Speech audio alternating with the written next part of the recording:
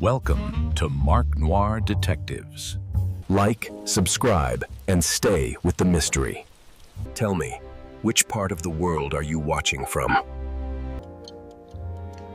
I am your host, and tonight we unveil a new chapter of crime, intrigue, and suspense.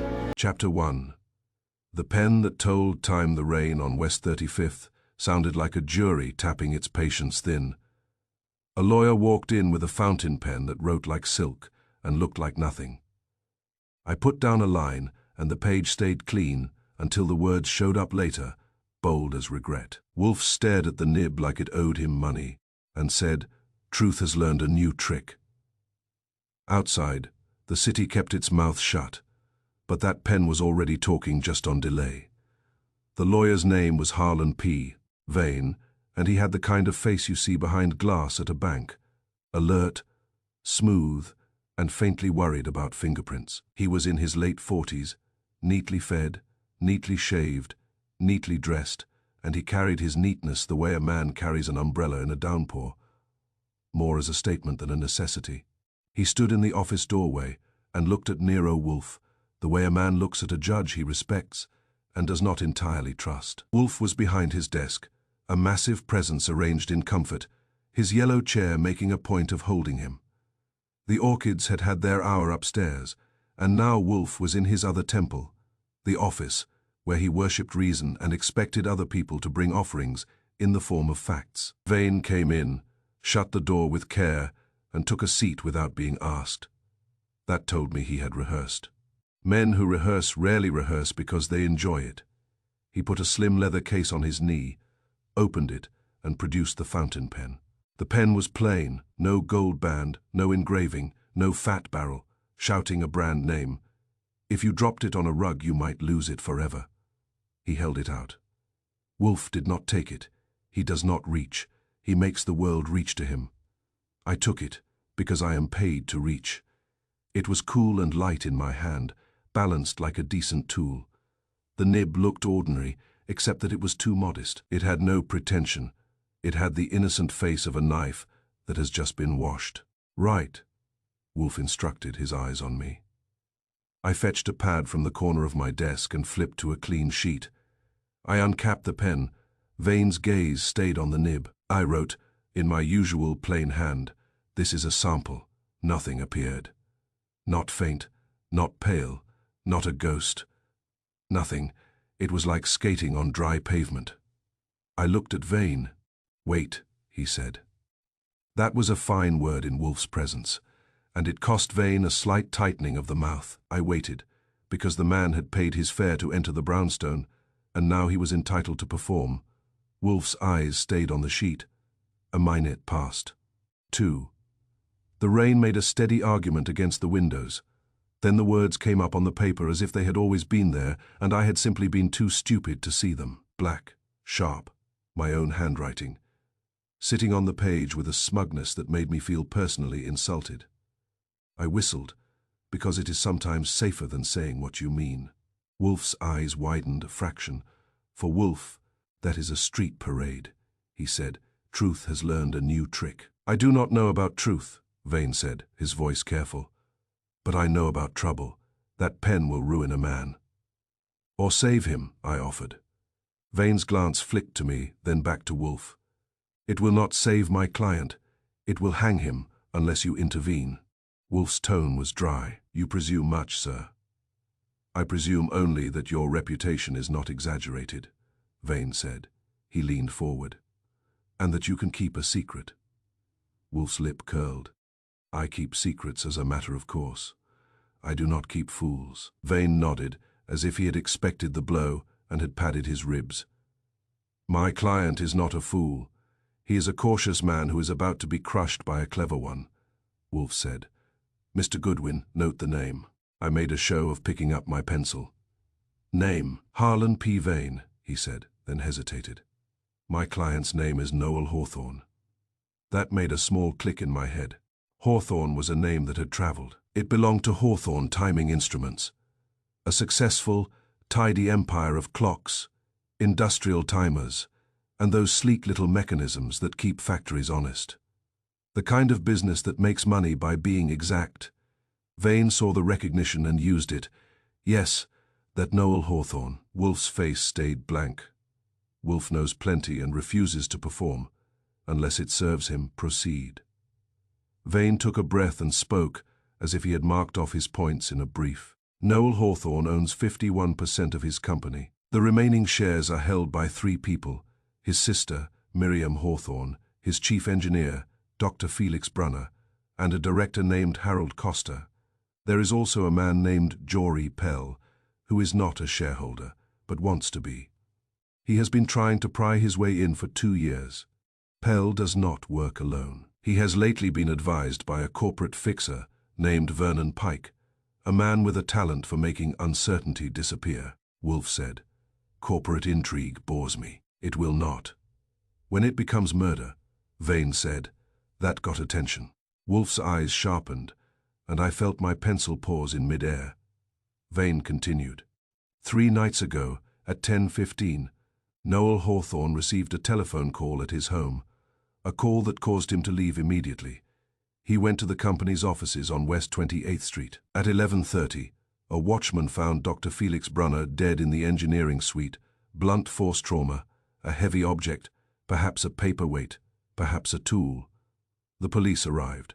They found Noel Hawthorne in the corridor outside Brunner's office, alone, shaken, and holding this pen. Wolfe's gaze dropped to the pen in my hand. A theatrical detail. "It is more than theatrical," Vane said. "The pen is the trap. It contains ink that appears later. The police, quite naturally, took it as evidence. They took the pad from Hawthorne's pocket as well, a small notepad. On the top sheet there was nothing visible. They put it in a bag. An hour later, the sheet displayed writing. A confession, I said, in his handwriting. Deadly, Vane corrected. The police believe Hawthorne wrote it at the scene, before the ink appeared. To conceal it until later, they think he planned it, then lost his nerve or his skill. They have already spoken of premeditation. The district attorney will enjoy it. Your client says he did not write it. He says he did not, Vane replied. He says he did not kill Brunner. He says he was called to the office by Brunner himself, who claimed there was an emergency with a prototype. When Hawthorne arrived, Brunner was already dead. Hawthorne found this pen on Brunner's desk, and a blank pad beside it.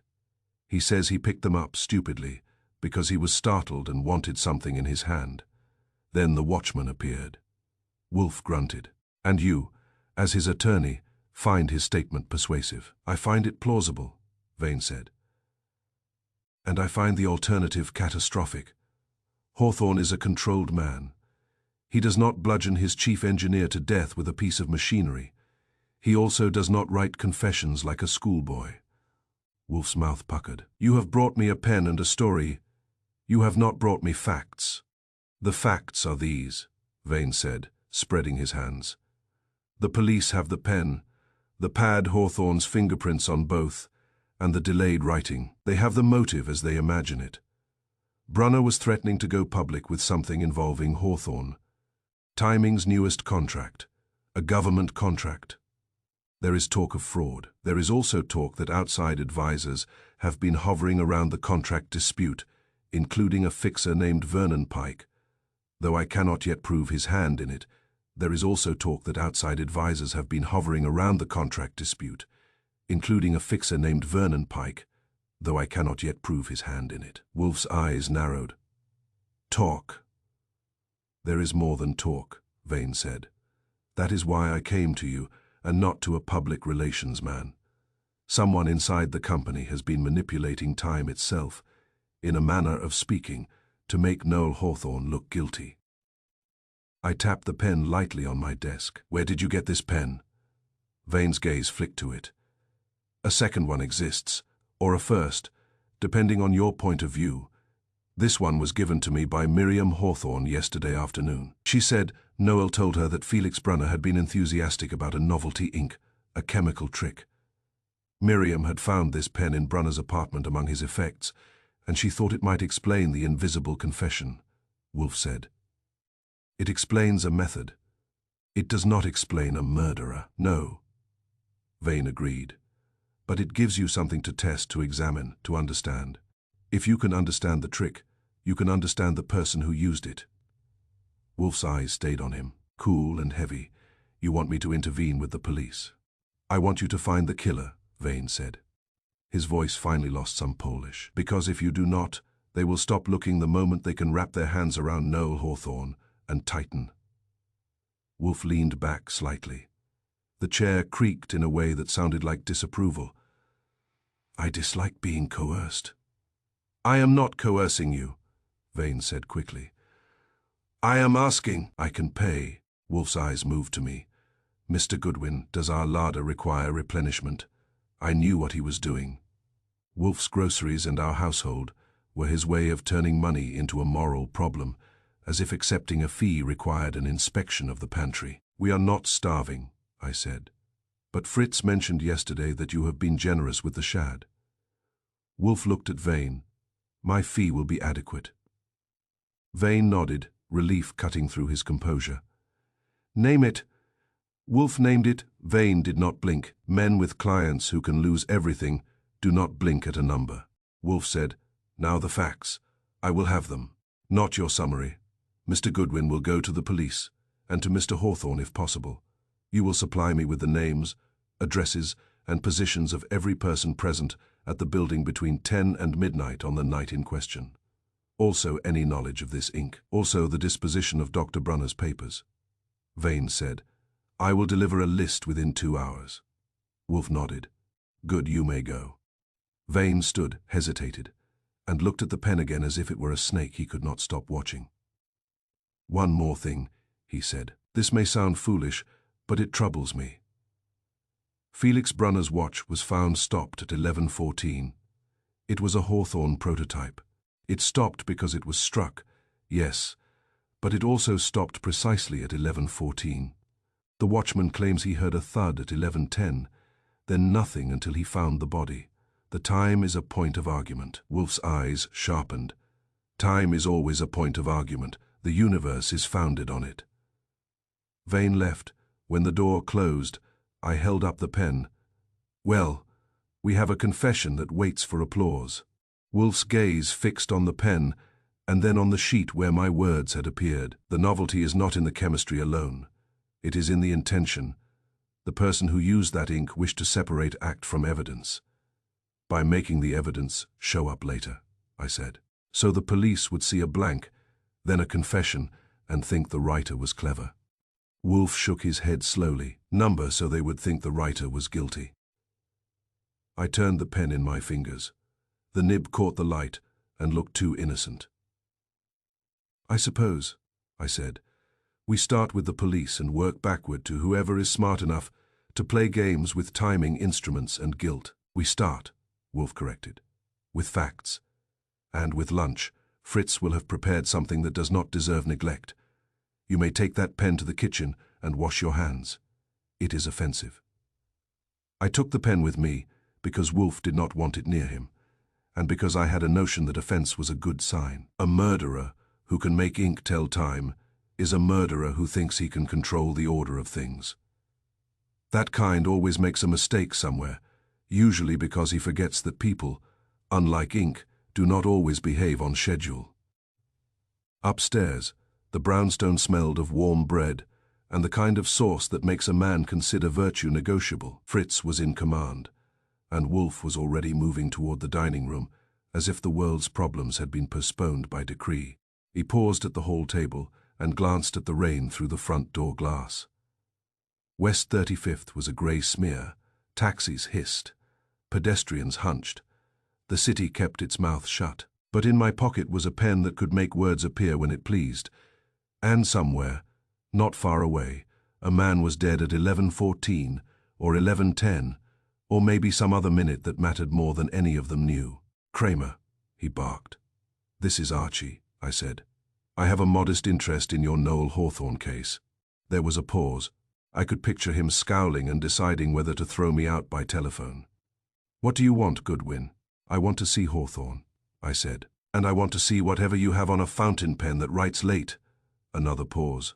Then, grudgingly, you and that fat boss of yours always when I got enough trouble. You want to add a little more. I am offering to subtract, I told him. Let me come down. He gave me a time. He made it sound like a sentence. When I hung up, Wolfe was watching me. You will go, he said. Yes, sir. And you will observe, he added. Not merely what they show you, what they do not show you. I slipped the pen back into its case and put it in the desk drawer. The thing had already done enough talking for one day. As I grabbed my hat and coat, Wolfe's voice followed me, calm and heavy. Mr. Goodwin. I turned. Remember, he said, ink may delay, but logic does not. Outside, the rain hit me in the face like a question. I went down the steps into the wet city, thinking about a dead engineer, a stopped watch, a blank page that turned into a confession, and a murderer who believed he could set the clock on guilt. If he could, we were in for an interesting week. Chapter 2. The invisible promise. The lawyer's hands shook the way. Guilty hands always try to pretend they do not. He said a settlement was due by morning, and somebody wanted his name to arrive after he left. I sniffed the pen and got a whisper of chemicals, like a clean office hiding dirty work. Wolfe asked one riddle. What is consent if it appears when the signer cannot object? The lawyer did not answer. He only wanted protection from a signature that could outlive him. Harlan Vane came back at 3:20, which meant he had spent the last 2 hours running, calling and sweating inside other men's offices. The rain had eased outside, but he still looked damp, as if worry had seeped through his coat. He did not sit this time. He stood in front of Wolfe's desk as if he expected to be arrested. I brought what you asked for, he said, and held out an envelope and a thin folder. I took them because I am still paid to reach, and set them on Wolfe's blotter. Wolfe glanced at the envelope with the distaste he reserves for paperwork that has not been properly introduced. You are not a messenger boy, Mr. Vane, speak. Vane cleared his throat. The list of persons in the Hawthorne building between 10 and midnight is in the folder. Names, addresses, positions. Also, I have an inventory of Brunner's effects from his apartment, such as the police allowed Miriam Hawthorne to remove. There is also a note. Not a note in the delayed ink, a typed note. I received it an hour ago. He tapped the envelope like it might explode. Wolfe's eyelids lowered. A threat, a demand, Vane said, for a settlement by morning. I opened the envelope and slid out a single sheet of paper. It was typed on plain stock, no letterhead, no signature. The words were short, clean, and nasty. Settle by 9 a.m. or your name will be on it. I looked up. On what? Vane's mouth pulled tight. On a document, a settlement agreement, a confession, something with my name attached to it, something that will appear after I have left it. Wolfe's eyes moved from Vane to me. Read it aloud. I did. Wolfe listened without expression. Then he asked his riddle softly, as if he were addressing the ceiling. What is consent if it appears when the signer cannot object? Vane swallowed. That is exactly it. If they can produce my signature after the fact, they can say, I agreed to anything. They need only get my true hand onto a page before the page says what they want it to say. Or that you knew, I said, or that you helped. Vane's eyes flashed. I did not help. I am a lawyer, not a conspirator. Wolfe's mouth made a small curve that was not a smile. Often the difference is small, and always it is important. Sit down, Mr. Vane. Vane sat.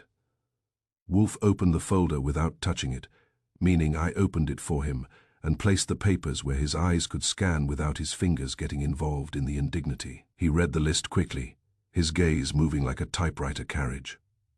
There were 7 persons in the building between 10 and midnight, he said. Your client, Mr. Hawthorne. The night watchman, Carl Reese. The receptionist, Miss Lila Kern, who remained late. Harold Costa, director. Miriam Hawthorne's sister, Jory Pell, a consultant without official standing, and one other, named Dennis Wabash. Vane nodded. Wabash is head of security. He claims he was making rounds in the lower floors. He is competent, discreet, and too comfortable with systems of access for my taste. Wolfe's eyes narrowed. Claims. He has influence with the police, Vane added. He is a former detective. Convenient, I said. Wolfe continued reading. There is also a note about an emergency call made to Mr. Hawthorne at 10:15. Vane leaned forward. Yes. The police traced it to a payphone in the lobby of Hawthorne Timing.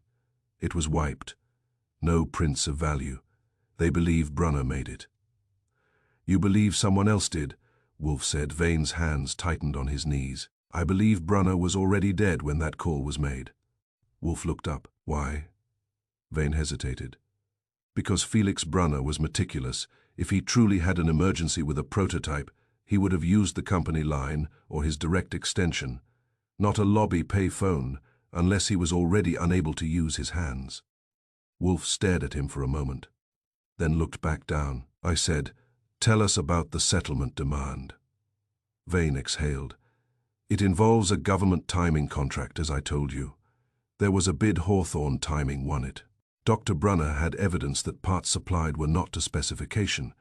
He believed Noel Hawthorne knew. I do not know if Noel did, but Brunner was collecting documents, test results, correspondence. He confronted Noel last week. Noel denies it. Brunner threatened to resign and report it. And then Brunner is killed, I said. Yes, and now someone wants a settlement by morning, I said. From you? Vane nodded. They want me to sign an agreement to withdraw, to cease representation, to affirm certain facts.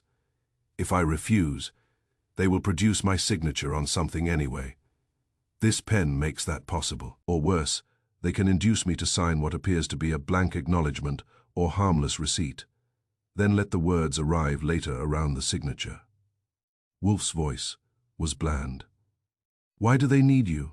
They have your client. Because I know where bodies are buried, Vane said, and then regretted the phrase. He corrected it quickly. Because I know enough to be dangerous.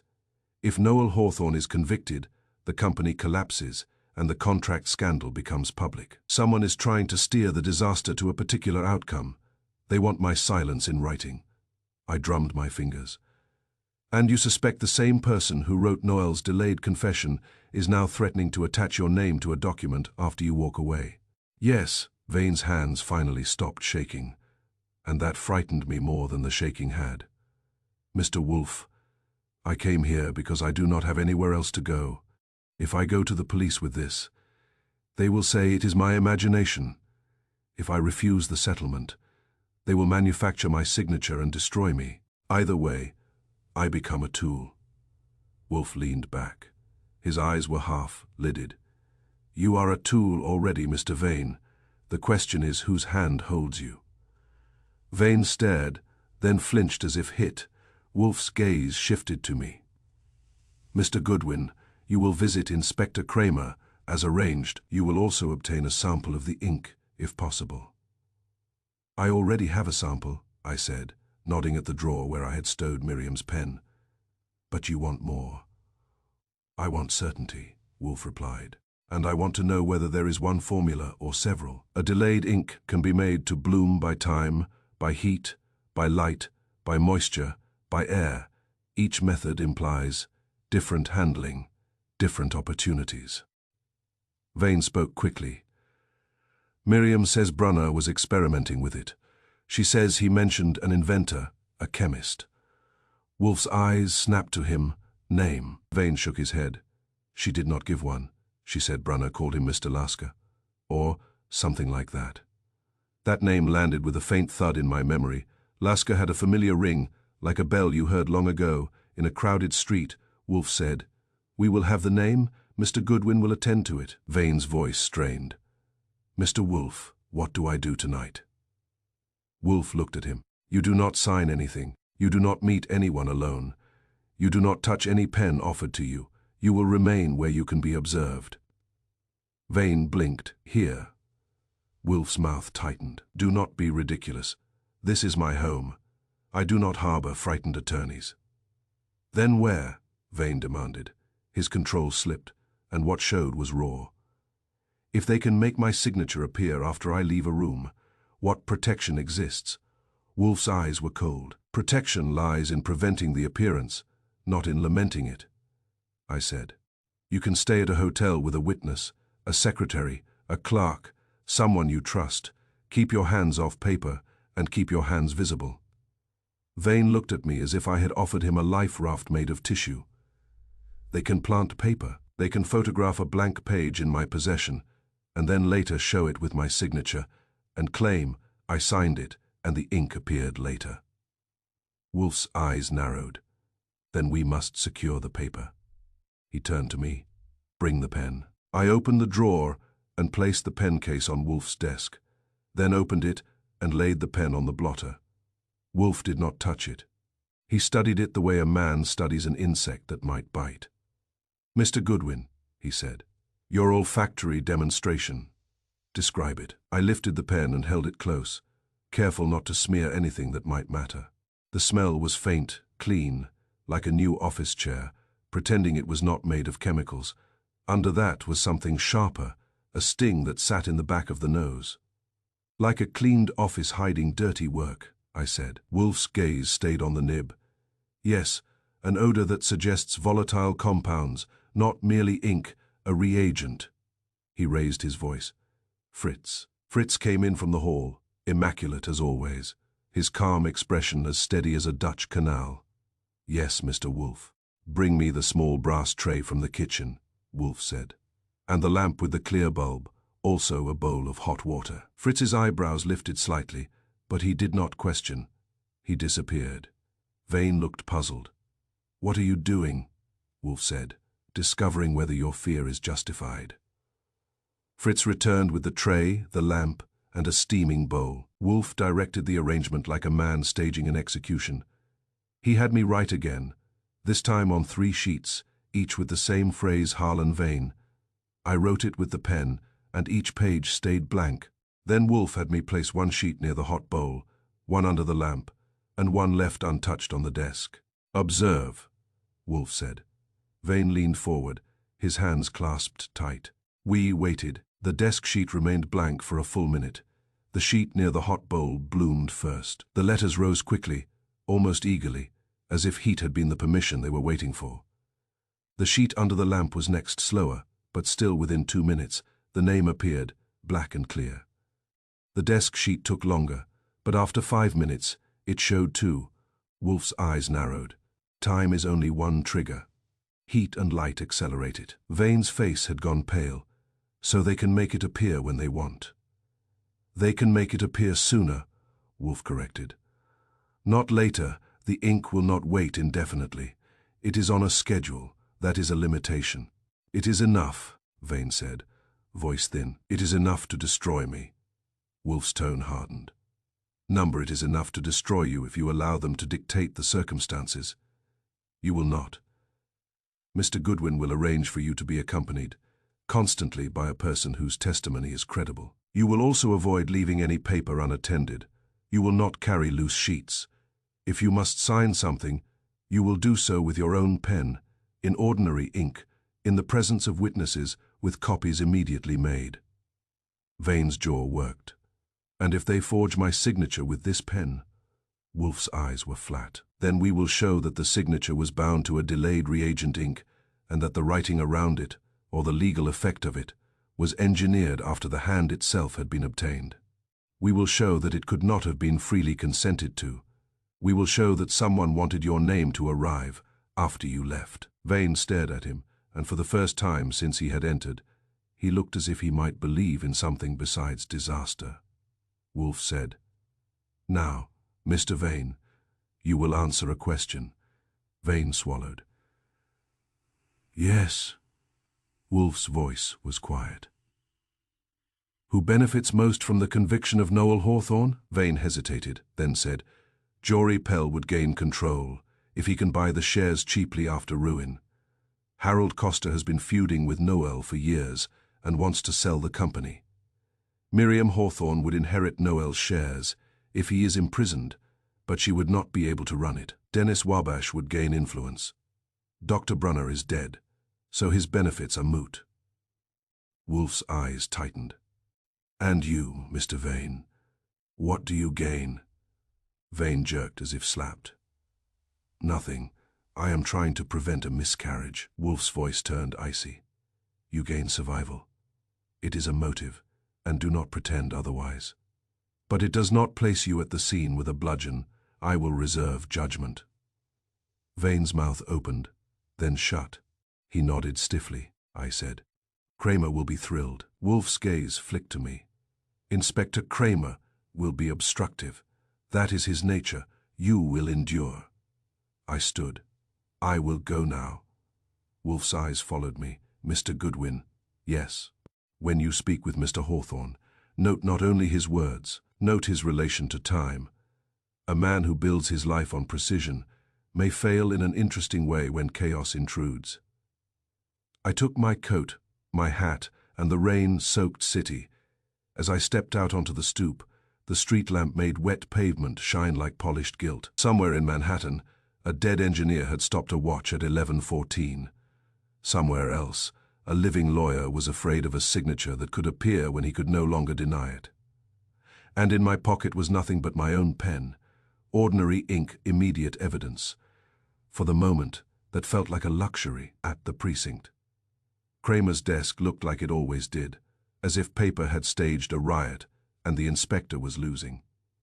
He was less interested in theories about timing than in the simpler possibility that Wabash, who controlled access, had helped somebody stage the scene. He glared when he saw me. What? He said. Are you doing here now, Goodwin? I told you a time. I was early, I said. I have the virtue of punctuality. It is catching, he grunted. Sit. He tossed a file onto the desk. You want to see Hawthorne? He is downstairs, cooling his heels and his temper. 5 minutes, and not a second more. Generous, I said. Kramer jabbed a thick finger at me. And listen, this pen business, we know it. We got the pen, we got the pad, we got the confession showing up like a magic trick. That does not mean we are stupid. It means we got evidence. Evidence that can be manufactured, I said. Kramer's eyes narrowed. Prove it. That is what I am here for, I told him, to see whether your evidence is a trap or a clue. He stared at me for a long beat, then jerked his head toward the door. Downstairs, 5 minutes.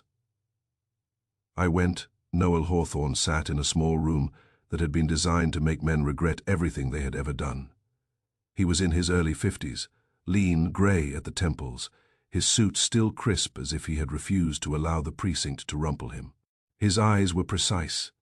He looked like a man who counted seconds without thinking. When he saw me, he rose slightly, then sat again as if deciding movement was a waste. You are Archie Goodwin, he said. That is what they call me, I replied. I work for Nero Wolfe. His mouth tightened. I know who Wolfe is. I did not ask him. Harlan did. Lawyers, I said, taking the chair opposite him. They get ideas. Hawthorne studied me. Is this about the pen? It is about the man who used the pen, I said. Start with the call. Who called you at 10:15? He blinked once. Slow. Felix Brunner. You recognized his voice? Yes. Any oddness? I asked. Any strain, any background noise? Hawthorne's gaze fixed on a point on the wall as if he were replaying a recording. His voice was calm, too calm. That is odd in itself, because Felix was never calm about his work. He was excited, agitated, always pressing. That night he sounded flat. Like a man reading, I suggested. Hawthorne's jaw tightened. Like a man reciting. He said there was a problem with the prototype timer. He said the test results would ruin us if we did not address it immediately. And you went, I said. Yes. She looked surprised to see me. She said Mr. Costa was in a conference room with Mr. Pell. She said Miriam had been there earlier. Then she said Felix was waiting in the engineering suite. And in the suite, I said. He swallowed. Felix was dead. What did you do? His eyes hardened. I stepped in. I saw the blood. I saw his watch. I saw a pen on the desk. I picked it up. I do not know why. My hands did it. Then I heard footsteps, and the watchman appeared behind me. Did you touch anything else? Hawthorne shook his head. Numbered. Did you write on the pad they found in your pocket? Number, did you ever see that pad before that night? Number, did you ever see that pen before that night? Number, he leaned forward, a sudden force. Mr. Goodwin, I build instruments that measure time. I do not play games with ink. If someone wants to destroy me, they chose a clever method. I nodded. Clever people still leave tracks. Hawthorne's mouth set. Then find them. As I rose, he added quietly, Archie Goodwin. Yes, tell Wolfe, he said. That time matters. Whoever killed Felix did not only kill him, they arranged him. They wanted the minute. I left him there, sitting upright in the shabby chair, as if he refused to give the room the satisfaction of seeing him slump. Upstairs, Kramer waited like a man who enjoyed being disappointed. Well, he demanded. Well, I said. Your suspect is either innocent or an actor worth Broadway. Kramer snorted. And what do you think? I said. I think the call at 10:15 was staged, and whoever staged it knew enough about Hawthorne's habits to get him moving. I think your confession is a trick that depends on heat and light. And I think the murderer wanted more than a dead man. He wanted a clock face. Kramer glared. You and Wolfe and your riddles.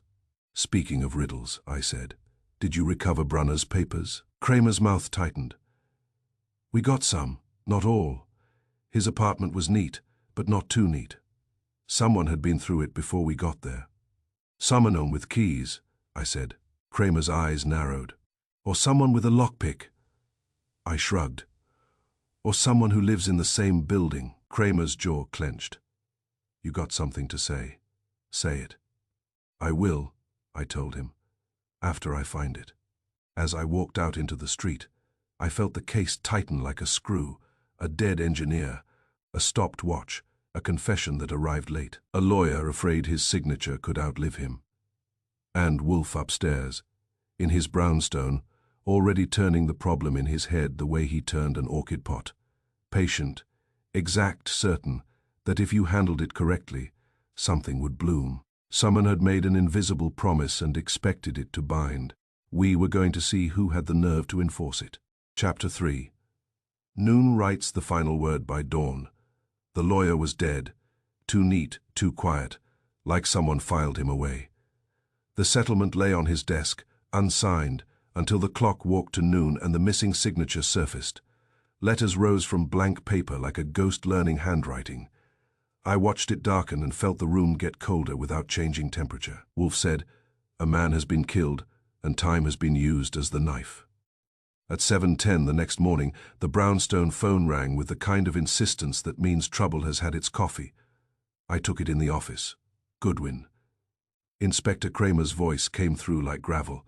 You and Wolfe better get down here. Morning to you too, I said. What is it? You know what it is. That lawyer of yours, Vane, he is dead. I did not move for a second. It is a bad habit to let a policeman surprise you. Dead how? Neat. Kramer growled. Too neat, like he was put away. Get down here. He hung up. I stood there a moment, staring at nothing, and then went upstairs. Wolfe was at the breakfast table, not eating, which meant the news had already arrived by some route, probably through my face. Fritz stood with a coffee pot, concerned but silent. Wolfe's eyes met mine. Mr. Vane, Wolfe said. Yes, I told him. Kramer says he is dead. Wolfe's mouth tightened. Inconvenient. That is one word, I said. Wolfe pushed his napkin aside with deliberate calm. Bring your coat, we will go. We arrived at Harlan Vane's office on Madison Avenue, a tidy suite on a mid-floor where the carpet was clean enough to shame you. The receptionist had red eyes and a stiff back. Kramer was there, along with two detectives who looked like they had been pulled out of bed and had not forgiven the world. Vane's office was smaller than Wolfe's, but it aimed at the same impression: authority, discretion, expense. It smelled faintly of leather and stale coffee. Harlan Vane was on the floor behind his desk, on his back, his face turned slightly to one side as if he were listening. His mouth was partly open, his eyes were shut. There was no blood. There were no scattered papers. The room had not been fought in. It had been finished. A medical examiner's man stood up as we entered. "Heart," he said to Kramer, "or something like it. No marks. We will know more after." Kramer looked at Wolfe. "Your client's lawyer. You happy now?" Wolfe's gaze did not touch the body long. Wolfe does not indulge in death as spectacle. He looked instead at the desk. On the desk was a thin document in a folder, set precisely as if it had been placed for inspection. Kramer said, "That is the funny part. The settlement agreement, it was blank where the signature should be. Blank at 6 when the secretary found him. Blank at 8 when we got here. We took pictures. We bagged it anyway. Then at noon, the signature showed up." I stared. At noon. Kramer's mouth twisted. "Yeah, noon." Like a joke. Wolfe's eyes sharpened. "May I see it?" Kramer snorted. "You can look. You cannot touch." A detective held up the document inside an evidence sleeve. The signature line at the bottom had a name now, written in a smooth hand. Harlan P. Vane. It was in dark ink, a little bolder than I expected, and it looked like the kind of signature you practice until it becomes a weapon. The rest of the document was typed. The signature was the only handwriting, the detective said. We compared it to his signatures on file. Looks close. "Looks," Wolfe said, contempt faintly present. "When did it appear?" Kramer jabbed a thumb at his watch. "At noon. We had the sleeve on a table. The damn thing was blank. Then one of the boys looks over and says, 'Hey,' and there it is like it had been there the whole time." I felt my stomach tighten, not from fear but from irritation. A murderer using chemistry to stage a miracle is like a pickpocket quoting scripture. It offends the same part of you. Wolfe's eyes moved around the office. "What is the temperature of this room?" Kramer blinked. "What?" Wolfe repeated it. The medical man said, "Normal building heat, maybe 70. Wolfe nodded, as if that answered something. "Was the document ever near a heat source?" Kramer's scowl deepened. "We did not put it on a stove, if that is what you mean." Wolfe said, "Sunlight." Kramer's eyes shifted to the window. It faced east and south, catching a slice of pale winter sun. It was morning. There was light. Wolfe's gaze narrowed. "And at noon, the sun angle changed." Kramer stared at him. "You saying the sun signed the paper?" "I am saying," Wolfe replied, "that a delayed ink can be coaxed by light and heat." The signature was written earlier, invisibly. It became visible at noon because conditions matured. Kramer's jaw tightened. So Vane signed it and wrote it in disappearing ink to hide it from himself. Wolfe's eyes turned cold. "Inspector, please refrain from being foolish in my presence." That made one of the detectives grin briefly, then wipe it off. I said, "Kramer, did Vane have a pen like this in the office?" Kramer jerked his head. "We found a pen in the desk drawer, plain. Looks like the one you showed me yesterday, a precinct." "That pen is already a character in this drama," I said. Kramer grunted. "We bagged it. You want to sniff it. Go buy a dog." Wolfe looked at the body again, then at the desk, then at the document Mr. Vane refused to sign, and yet his signature appears. That is the threat fulfilled. It is also a message. Kramer snapped. "Message to who?" Wolfe's voice was calm. "To me." Kramer's face reddened. "Oh, for the love of," Wolfe continued, unruffled. The murderer wished to demonstrate capability and to remove an obstacle. Mr. Vane was not the primary target. Mr. Hawthorne is the primary target. But Mr. Vane was a useful lever. Now he is dead, and the lever is broken, I said, or replaced. The signature is a lever too. Kramer gestured sharply. "What does it even say, that settlement? You have not read it." "I have not," Wolfe said. "But you have, tell me." Kramer's eyes narrowed. "You want me to hand over evidence?" "You want," Wolfe said, "to solve a murder. Indulge me." Kramer hesitated, then snapped at a detective. The detective read the key clauses aloud. The settlement, in plain language, declared that Noel Hawthorne had knowingly authorized substandard parts, that Felix Brunner had discovered it, and threatened exposure, and that Hawthorne had confronted Brunner the night of the murder. It also stated that Vane would withdraw as counsel and would cooperate with the district attorney. It was not a settlement. It was a coffin with a ribbon. When the detective finished, the room felt smaller. I said quietly, "That is not just a signature. That is a shovel." Wolfe's eyes were hard. "Exactly." Kramer looked at Wolfe. "So, now what? Your big brain says the ink came up at noon. Fine. What about the dead lawyer?" Wolfe's gaze moved to the carpet, the desk, the chair, the wastebasket. "Was anything removed?" Kramer snorted. "If something was removed, how would we know?" Wolfe's tone did not change. Mr. Vane had told us he feared a manufactured signature. He did not mention being in possession of a signed settlement. Therefore, either he obtained it last night and died before he could report, or he did not obtain it last night, and the murderer placed it here as a display. Kramer said, "We are saying the same thing." "No," Wolfe replied. "You are saying he was killed for the document. I am saying he may have been killed for something else, and the document is theatrical." Kramer scowled. "What else?" Wolfe's gaze lifted to the wall behind Vane's desk. A framed photograph hung there, a group of men in suits smiling, holding a plaque. One of them was Noel Hawthorne. Another was Felix Brunner. Another, with a narrow face and a sharp grin, looked like a man I could easily dislike. I leaned in. "Who is that?" Kramer followed my gaze. "That's Jory Pell, consultant, Snake." Wolfe's eyes narrowed. "And that man?" He nodded at a heavy-set figure at the edge of the photo. Kramer said, "Harold Costa." Wolfe's lips pressed together.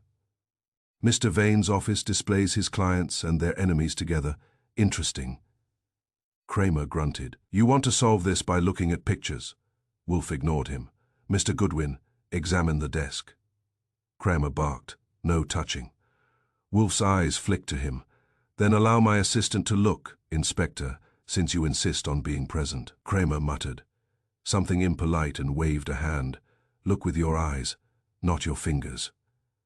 I did. Vane's desk blotter was clean. Too clean. The pen in the drawer was bagged, so I could not check it. The wastebasket had a liner. Inside was a single crumpled piece of paper, also bagged, which suggested someone had been careful to leave very little, and then careless enough to leave one thing. I nodded at it. "What's that?" A detective brought it over and held it up. It was plain paper with a few typed lines, then a tear across the bottom as if something had been ripped off. The typed lines read, "Meet me alone. Bring the file. No police. No signature. No date," Kramer said. "We found that in his wastebasket could be nothing." Wolfe's eyes sharpened. "Could be everything. What file?" Kramer opened his mouth. "Shut it," then said, grudging. "We haven't found any file." Wolfe's face settled into a look I know too well. It is the look he gets when the world has committed a small offense against order, and he intends to punish it. He said, "Then that file is what Mr. Vane died for?" Kramer snapped. "Or he died of a heart attack, and the file is in his closet." Wolfe's voice was mild. "If you wish to believe in coincidence, Inspector, you are entitled. It is a common faith."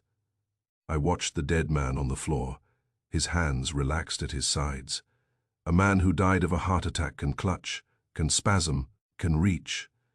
Vane's hands were tidy, filed away. I said, "Kramer, where was Vane's secretary when he died?" "In the outer office," Kramer said. "She left at 6:30. He stayed. She came in at 6 and found him. Building security says no one entered the suite after she left." Wolfe's eyes narrowed. "Building security says." Kramer's gaze hardened. "You accusing the building too?" "I am accusing," Wolfe replied. "The entire human species. It has earned it." Kramer's face darkened, but he let it pass, because he had a dead lawyer and a poisoned case on his hands. I said, "We need to know who had access to the office." Kramer snapped. "Anyone with a key. Anyone with a pass. Anyone who can talk his way past a guard."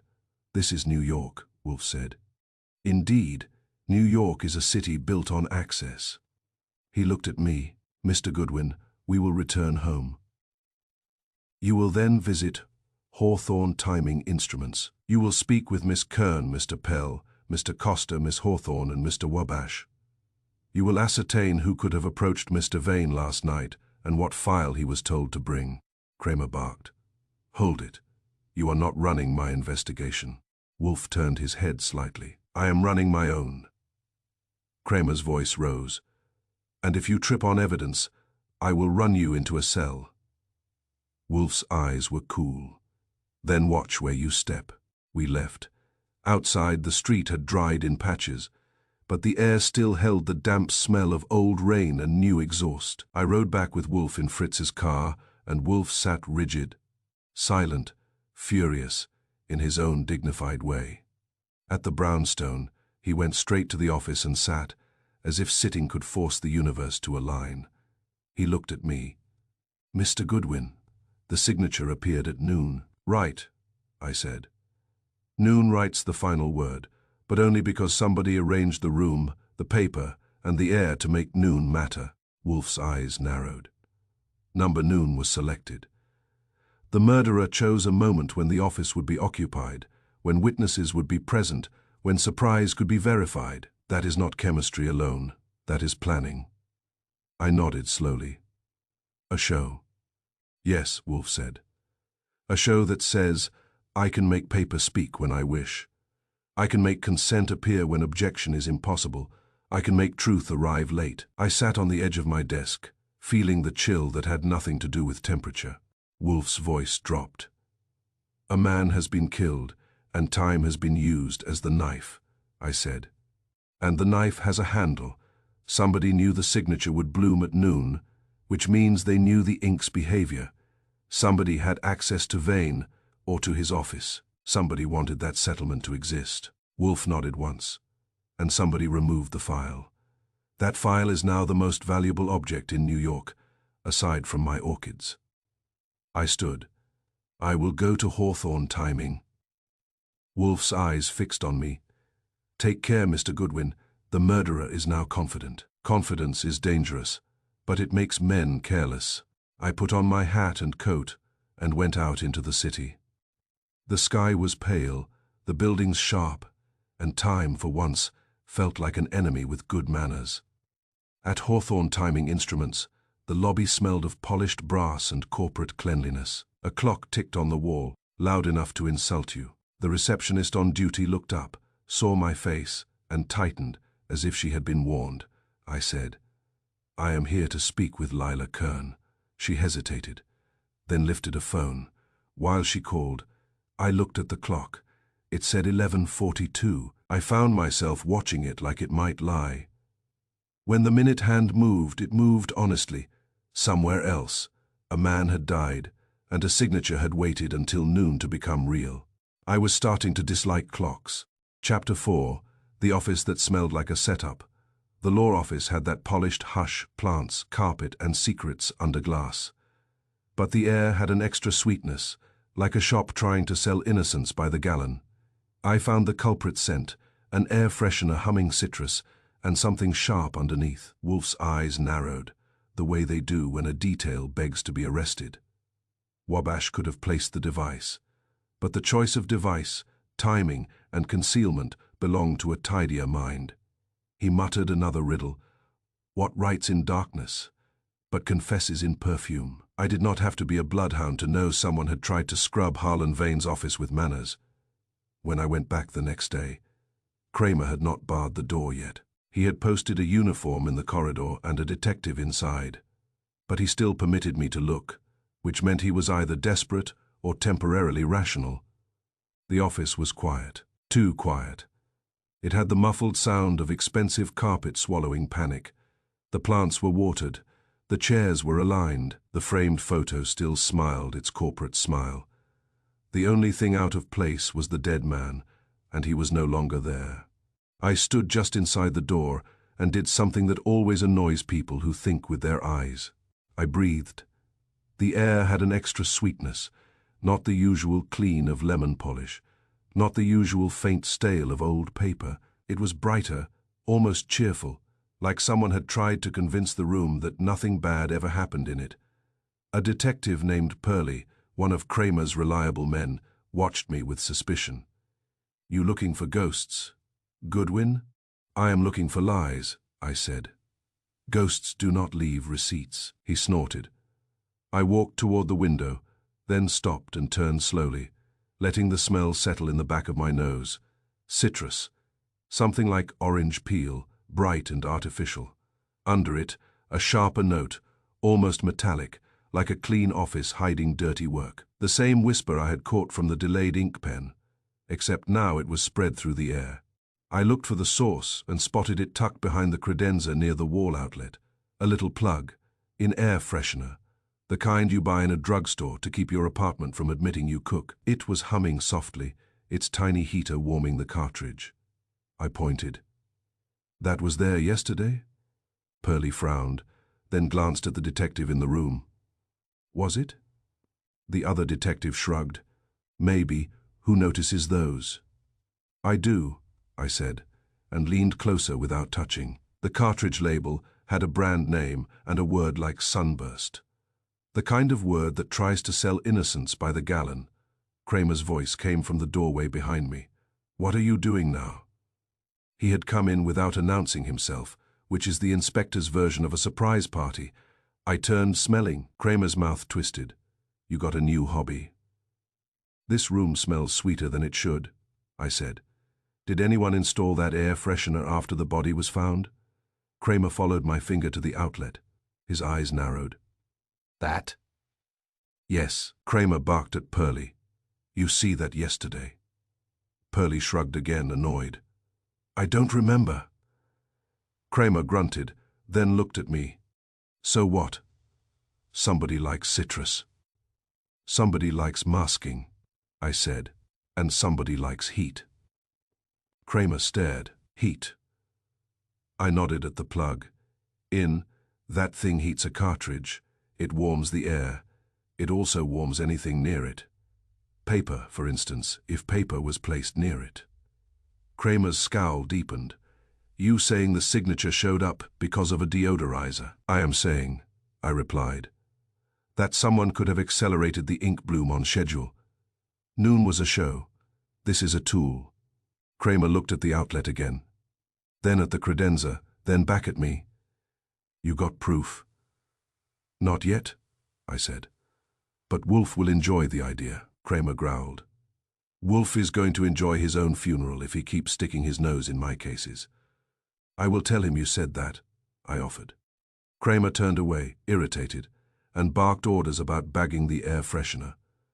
Pearlie unplugged it, slipped it into an evidence bag, and held it like a live mouse. I asked, "Did you check the building's maintenance log?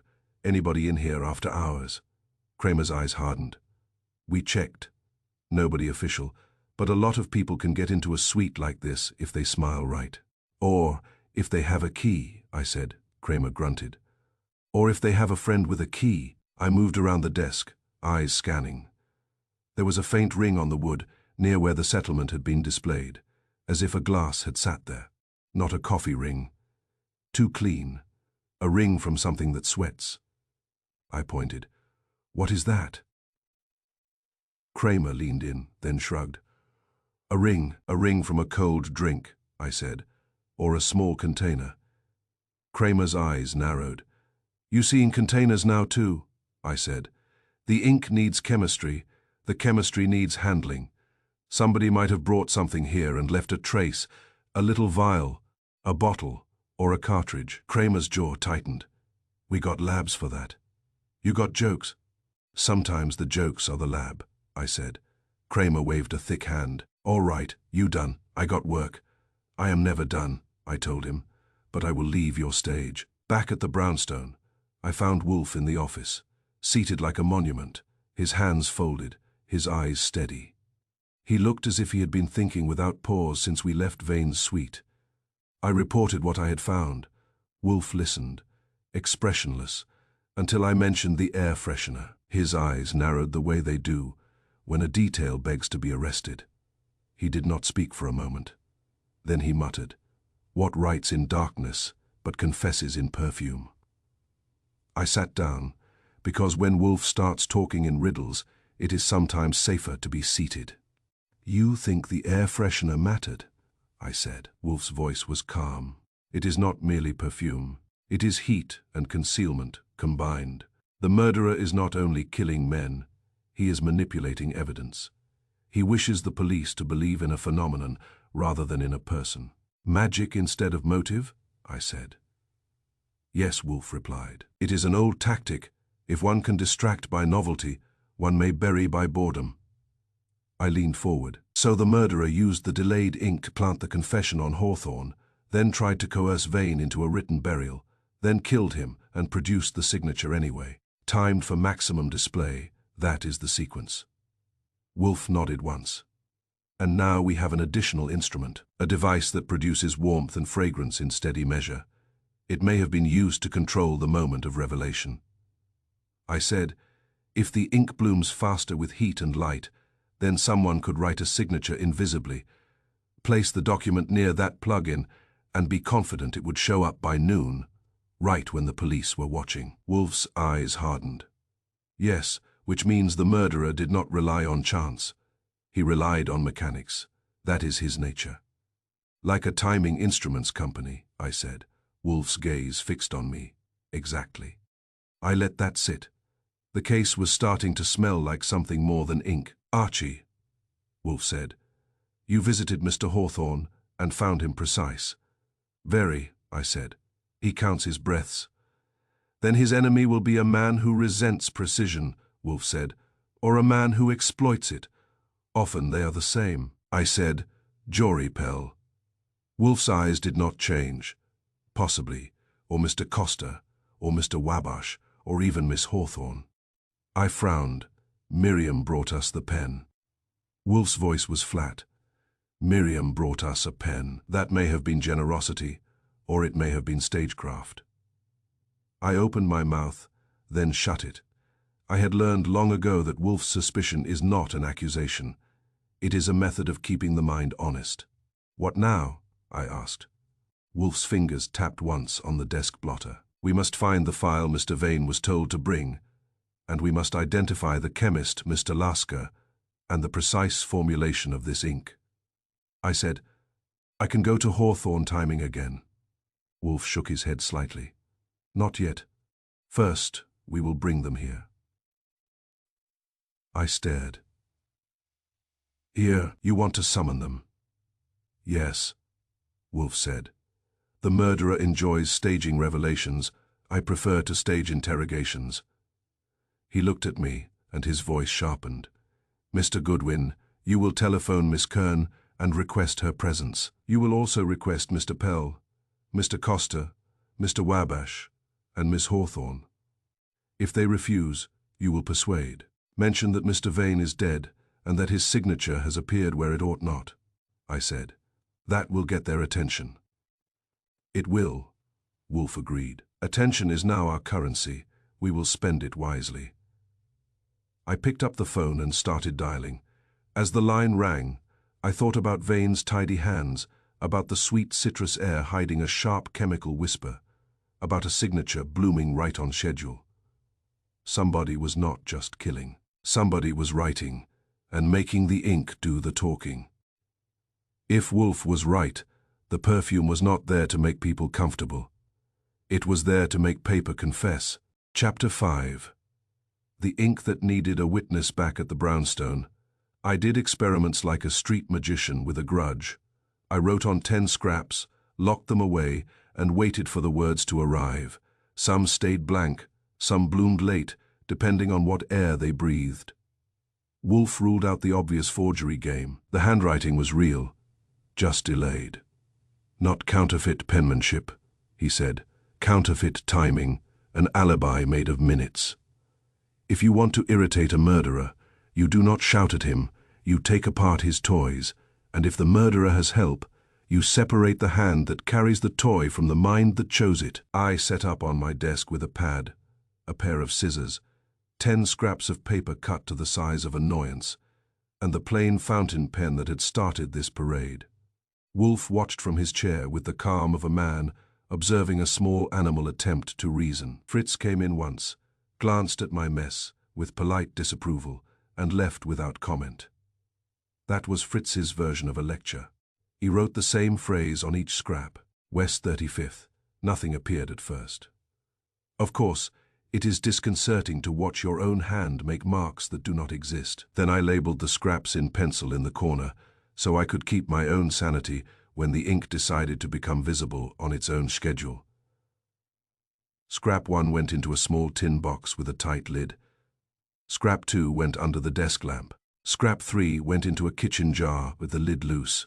Scrap 4 I placed in a drawer with a sachet of dried lavender that Wolfe insists on keeping near his stationery, because he believes paper should smell civilized. Scrap 5 went into the refrigerator, because I have a childish faith that cold can annoy chemistry. Scrap 6 went into the top of the safe with a packet of silica gel I stole from a shoebox. Scrap 7 went into a book, pressed between pages of a dictionary, because words ought to get along. Scrap 8 went into the pocket of my coat, because that would make it breathe whatever I breathed. Scrap 9 I placed near a radiator, because I wanted to see it sweat. Scrap 10 I left on the blotter in front of Wolfe, because I am not entirely suicidal, but I am willing to risk singeing my eyebrows. Wolfe watched me finish, then said, "This is childish." "It is scientific," I said. "Childish would be if I made it disappear and pulled it out of your ear." Wolfe grunted. "Proceed." We waited. Waiting is usually Wolfe's job, not mine, but I was willing to learn. At 2 minutes, scrap 9 by the radiator bloomed.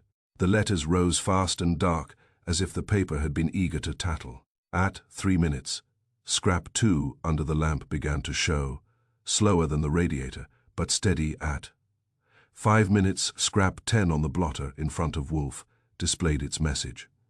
Wolfe's eyes moved over it with mild contempt. At 7 minutes, scrap 8 in my coat pocket began to show when I pulled it out, as if it had needed my body heat and the stale air of my own impatience. Scrap 3 in the jar with the loose lid came up faintly at 10 minutes, like a man reluctant to testify. Scrap 4 in the drawer with lavender stayed blank longer. At 15 minutes it began to show, but pale, as if the perfume had interfered. Scrap 1 in the tin box stayed blank. Scrap 5 in the refrigerator stayed blank. Scrap 6 in the safe with silica gel stayed blank. Scrap 7 in the dictionary stayed blank. I lined them up on my desk like suspects and stared at them. So, air matters. Wolfe's voice was calm. Oxygen, moisture, or some other component of ordinary atmosphere. The ink is not merely delayed, it is activated by exposure, I said. Tin box sealed. Safe sealed. Dry. Refrigerator sealed. Cold. Dictionary pressed shut. All stayed blank. Wolfe nodded. Pressure, lack of air, lack of moisture, all inhibit. I tapped the pale scrap that had been near the lavender sachet. And perfume interferes. Wolfe's eyes narrowed. Perhaps, or perhaps the sachet absorbed moisture, or perhaps volatile oils retarded the reaction. I leaned back, so, if someone wanted a message to appear at noon, they could write it at midnight, store it sealed, then expose it to air and heat at a chosen time. Wolfe's gaze held mine. Yes, and if they wanted it to appear later, they could retard it with cold, dryness, pressure, or perfumed air. There are multiple knobs to turn. That means, I said slowly, the murderer can manufacture timing. Wolfe's mouth tightened. Not manufacture, manipulate. Timing can be arranged. Therefore, an alibi can be arranged. I frowned. How? Wolfe's tone sharpened. Consider, if a man writes a note at 9 and it appears at noon, the police may believe it was written at noon. If the note contains a confession, they may imagine it was written after the crime, not before. They will anchor the act to the appearance. That is the deception. I whistled softly. So the killer can make it look like someone wrote something after the fact, even if it was written before. Wolfe nodded. Or conversely, he can make it appear that a man did not write something at a given time, because it is still invisible, while the man is conveniently observed elsewhere. I sat up. Counterfeit timing. Wolfe's eyes were cold. Exactly. I glanced at the scraps that stayed blank. But the handwriting is real. It is not forged. Wolfe's voice was firm. Not counterfeit penmanship. Counterfeit timing and alibi made of minutes. Not forged penmanship, but true penmanship trapped inside a false hour. The words sat there like a verdict. I said, if the handwriting is real, then Vane's signature could have been written by Vane, but at an earlier time and under coercion, or written by someone else using Vane's hand, meaning guiding his hand. Wolfe's expression did not change. Yes, or more likely, written by Vane himself under ordinary circumstances, on a blank sheet presented as harmless, and later repurposed when the ink bloomed. I stared. You mean they got him to sign something he thought was blank paper? Wolfe's gaze was steady. Or something he believed was a harmless receipt, a note, a practice signature. It is easier to obtain a signature than to forge one. This ink makes the acquisition safer for the criminal. I rubbed my forehead. That is ugly. It is efficient, Wolfe said. The murderer is efficient. The doorbell rang. If you want to know the difference between a pleasant day and a Wolfe day, it is usually the doorbell. I went to answer. Saul Panzer stood there, hat tilted, coat collar up, face alert. Wolfe's favorite freelance operative looked at me with the expression of a man delivering bad news because it pays the rent. Morning, Saul said. I got you something. If it is a bouquet, Wolfe will faint, I said. Saul stepped in and handed me a small envelope. Name you were asking for, Lasker. I held it up. That is not a bouquet. What do you know? Saul followed me into the office. Wolfe looked at him without greeting, which for Wolfe is nearly affectionate, Saul said. His name is Miles Lasker, chemist, freelance. Did contract work for Hawthorne Timing's research division last fall. Not an employee, not on payroll officially, but he got paid through a consulting firm. Vernon Pike's firm handled one of the invoices. He's got a small lab in Queens also. He's got a hobby. Wolfe's eyes narrowed. Which is? Demonstration inks, Saul said. Delayed inks, invisible inks, all that. He sells novelty items to magicians and to people who like to play tricks. I said, and to people who like to play murder. Saul shrugged. He doesn't advertise that part. Wolfe's voice was calm. Where is he now? Saul named an address and added, he's nervous. He's been visited. He didn't say by who, but he's spooked. He thinks someone's blaming him for something. Wolfe's eyes sharpened. And he should be. I said, Saul, did you find anything about Harlan Vane's missing file? Saul's mouth tightened. I tried. Vane had a safe deposit box at a bank. His secretary didn't know. The bank won't talk. But I heard something else. Vane met someone last night around 8:15 in a coffee shop 2 blocks from his office. The waitress remembers him because he tipped badly. Wolfe's eyes held Saul's. Who was the other person? Saul hesitated. She said the guy had a narrow face, sharp grin. She thought he looked like he belonged on television. Saul nodded. That's the one. The room felt colder, and it had nothing to do with my scraps in the refrigerator. Wolfe's voice remained calm, but I could hear the steel. Mr. Pell met Mr. Vane, then Mr. Vane died, and Mr. Vane's signature appeared on a document that benefits Mr. Pell, Saul said. That's the shape of it. I said, but the handwriting is real. How does Pell get Vane's signature to show up at noon? Wolfe's gaze shifted to the pale scrap that had been near the lavender. By controlling the air it breathes. By controlling the heat. By controlling the heat. By controlling the moment when witnesses observe. Saul looked at my lined-up scraps. You boys doing arts and crafts. Something like that, I said. We are learning how a ghost learns handwriting. Wolfe stood, slowly. When Wolfe stands, it means he has decided that sitting is no longer sufficient to punish the universe. He said, Mr. Goodwin, we will have Mr. Pell here today. I blinked. He will come. Wolfe's mouth curled faintly. He will come if he believes it serves him. We will offer him the opportunity to serve himself. I said, and if he refuses? Wolfe's eyes were cold. Then we will make him uncomfortable. I find discomfort persuasive. He looked at Saul. Mr. Panzer, you will go to Mr. Lasker's laboratory. You will request his presence here this afternoon. If he declines, you will bring him. Saul nodded.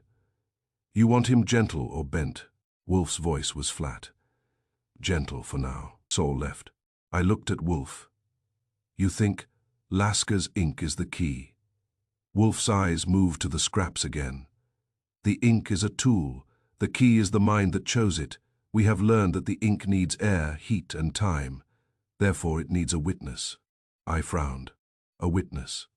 Wolfe nodded. A signature that appears when no one is present is useless. A confession that blooms when the police are watching is priceless. The murderer staged noon.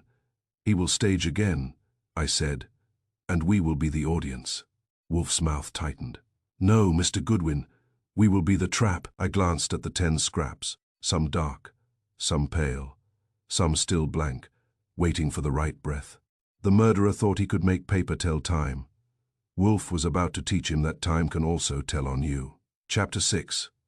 The solvent in the shadows. Wolfe sent for samples. Freshener fluid. Office wipes. A bottle from the receptionist's drawer. The answer was not ink that vanished. It was ink that refused to appear without a trigger, a reactive compound, shy until a specific solvent kissed it awake. I pictured it, blank consent now, black consent later, when arguing back is impossible. Wolfe's riddle came down like a gavel. Who profits when proof keeps bad hours? If there is one thing Nero Wolfe enjoys almost as much as a perfectly cooked meal, it is a perfectly behaved hypothesis. He had me spread the day's loot across his desk like evidence at a trial. I had not brought a corpse, a confession, or a guilty man. I had brought what Wolfe asked for, which is often more dangerous: ordinary objects. There were 3 small bottles in a paper bag, each sealed and labeled in my pencil. One was a refill from the citrus air freshener cartridge, obtained not by charm, but by persistence, and the fact that a building maintenance man will do almost anything for $20, and a promise his name will not appear in a report. One was a packet of office wipes from a dispenser in Vane's corridor, taken after I noticed the dispenser was suspiciously full for a building with as many nervous hands as Madison Avenue. The third was a clear plastic bottle from the receptionist's drawer at Hawthorne Timing, a bottle labeled simply cleaner, with a sharp smell that made my eyes water. Lila Kern had turned it over to me with the careful expression of a woman who knows that in a crime, even dust becomes political. Wolfe did not touch the bottles. He never touches. He directs. He sat in his chair, studying them as if they had insulted him personally. Mr. Goodwin, he said, describe the odors. I started with the air freshener refill, citrus on top under it, a bite, like something that wants to evaporate. He nodded. The wipes were milder. Clean cloth smell, something faint, like a hospital corridor. He nodded again. The Hawthorne cleaner was a punch, sharp solvent. If I spilled it on my tie, the tie would resign. Wolfe's eyes narrowed. Solvent. He looked up at me. The ink does not vanish, it delays. We have established that it blooms faster with heat and light and air, but there is something else at work, something that decides whether it blooms at all. I glanced at the scraps on my desk, the sealed ones still blank. The sealed scraps stayed blank because they did not breathe. Yes, Wolfe said. But you also placed one scrap near lavender and it bloomed slowly and pale. That suggests interference, a competing vapor, an inhibitor. I leaned forward. So, not just oxygen and moisture, some compound in the air can retard the reaction. Wolfe's voice was calm. Or prevent it entirely until another trigger is applied. I thought of Vane's signature appearing at noon, not merely late but theatrically on cue. You think someone held the writing back, then released it. Wolfe's eyes held mine. That is the essence of control, Mr. Goodwin. He had Fritz bring a shallow glass dish, tweezers, and a box of plain paper squares. Wolfe also had Fritz fetch a small kitchen scale, because Wolfe likes his experiments to feel dignified. I wrote 3 identical lines on 3 fresh paper squares using the delayed. Ink pen consent is given. They stayed blank. As expected, Wolfe directed me to place the squares in separate positions, one on the blotter in open air, one in a metal tin with the lid closed, and one in a wide-mouthed jar with a cloth over the top, not sealed but muffled. Then he told Fritz to bring 3 small saucers. Now, Wolfe said, we apply stimuli. He had me place a single drop of the air freshener fluid on the corner of the open air square, another drop of the office wipe fluid, squeezed from the wipe packet, on the corner of the jar muffled square. And on the sealed tin square, he had me open the tin only long enough to place a drop of the hawthorn cleaner on the inside of the lid, not on the paper. Then the lid went back on. Wolfe sat back, watching as if he were judging a race in which he had already paid off the winner. At first, nothing happened. Then the open air square began to bloom, but the part near the air freshener drop darkened faster, as if the citrus vapor had nudged it forward. The letters grew in, black and crisp, the jar. Muffled square bloomed slower. The corner touched by the wipe fluid became faintly grey, then darker. Then the letters rose around it, uneven, like handwriting climbing out of a fog. The sealed tin square stayed blank. 5 minutes passed. 10. I frowned. Nothing. Wolfe's eyes sharpened. Open it. I lifted the lid. Within seconds, the letters surged into view, dark and sudden, as if the ink had been waiting for permission and had just received it in writing. The line appeared so fast it made my skin tighten. I stared. That is not oxygen. Wolfe's voice was flat. Number that is a reactive trigger. I looked at the hawthorn cleaner bottle. The vapor in the tin did it. It was sealed, so oxygen was limited, but the solvent vapor was inside. When I opened it, fresh air hit it and the reaction ran. Wolfe nodded. Or the solvent vapor itself is the trigger, and opening the tin simply allowed the reaction to proceed more quickly by adding air. Either way, the solvent is involved. I felt a little chill. So the murderer can write something and keep it blank by keeping it away from the trigger. Then he can expose it to the trigger when he wants it to appear, like noon. Wolfe's eyes narrowed, almost pleased. Yes. Blank consent now, I said. Black consent later, when objecting is impossible. Wolfe's gaze held steady. Precisely. I sat down slowly. That means Vane's signature could have been written on a sheet, treated to resist blooming, then later exposed to a solvent vapor or solvent heat to bloom at noon. Wolfe's expression did not change, or it could have been written in the same ink, kept inert by a competing vapor, then awakened by the correct solvent. I stared at the tin square again. Ink that refuses to appear without a trigger. Wolfe's voice was calm. A reactive compound, shy until a specific solvent kisses it awake. I said, where does the solvent come from in real-life office cleaner? Wipes, air freshener, all normal objects that no one suspects. Wolfe's eyes narrowed. And therefore, perfect camouflage. Mr. Goodwin, who at Hawthorne timing has access to cleaners and to places where paper could be stored and staged. I answered without thinking. Anione receptionist, security, engineer, director consultant. Wolfe's gaze sharpened. Who controls the building? Who controls access? Who can enter an office after hours and plausibly be present? I heard the word security in my head like a bell. Dennis Wabash. Wolfe nodded once. Before I could speak again, the doorbell rang. If I live to be 90, I will still associate doorbells with trouble. I went to the front door. Saul Panzer came in with a thin man in a wrinkled coat. The thin man had restless eyes and a face that looked like it had been built out of sharp angles. He carried a small leather satchel with the tenderness of a man carrying his reputation. Saul said, "Here you go, Miles Lasker." Lasker swallowed as if the brownstone air was thick. "Mr. Wolfe." Wolfe did not get up.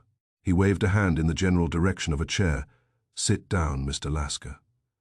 Lasker sat. His knees bounced once, then stopped when Wolfe looked at them. Wolfe's voice was mild. "You have devised an ink that appears late." Lasker's eyes flicked toward me. "I did not devise it for crime." Wolfe's expression remained unreadable. No man devises a knife for murder, yet murder happens. Tell me your method. Lasker licked his lips. It is a reactive dye system. It needs a trigger. In ordinary air, it is slow. Under certain conditions, it is fast. The idea was for secure writing. You write a message, and it stays invisible until you expose it to a developer. A developer, I said. Yes, Lasker said quickly. A solvent vapor. A specific one. There are variants. Some use heat and oxygen. Some use light, but the stable version uses a developer. Wolfe's eyes narrowed slightly. Stable, which means controllable. Lasker nodded, eager. Exactly. If you want it to appear at a chosen time, you can. Wolfe's voice stayed calm. You sold this ink to Hawthorne Timing Instruments. Lasker's throat bobbed. I consulted. I did not sell. They wanted secure signatures for internal approvals. Their engineers were worried about forgery and leaks. They asked about delayed inks. Who asked? Wolfe said. Lasker hesitated. Dr. Felix Brunner and a woman, Miriam Hawthorne. She was present for one meeting. I glanced at Wolfe. Wolfe's face did not move. Wolfe said, and who else? Lasker looked down. A man from security, Dennis Wabash. He sat in, saying it was about internal controls. Later, a second man came around, not technical, more managerial, the kind who asks how a device can be used in practice. That was Vernon Pike. Wolfe's eyes hardened. So Mr. Wabash knows the developer. Lasker's voice tightened. He asked questions. He took notes. He wanted to know what common products could act as a developer if the official one was not available. My stomach tightened. Like office cleaners, Lasker nodded. Some of them work, not perfectly, but enough to make writing appear. Wolfe's tone was flat. Did you provide the developer to Mr. Brunner? Yes, Lasker said. A small bottle, clear liquid. I labeled it. It smells sharp, like the cleaner I brought from Hawthorne's receptionist drawer, I said. Lasker's eyes widened. Yes, that kind of smell, Wolfe said.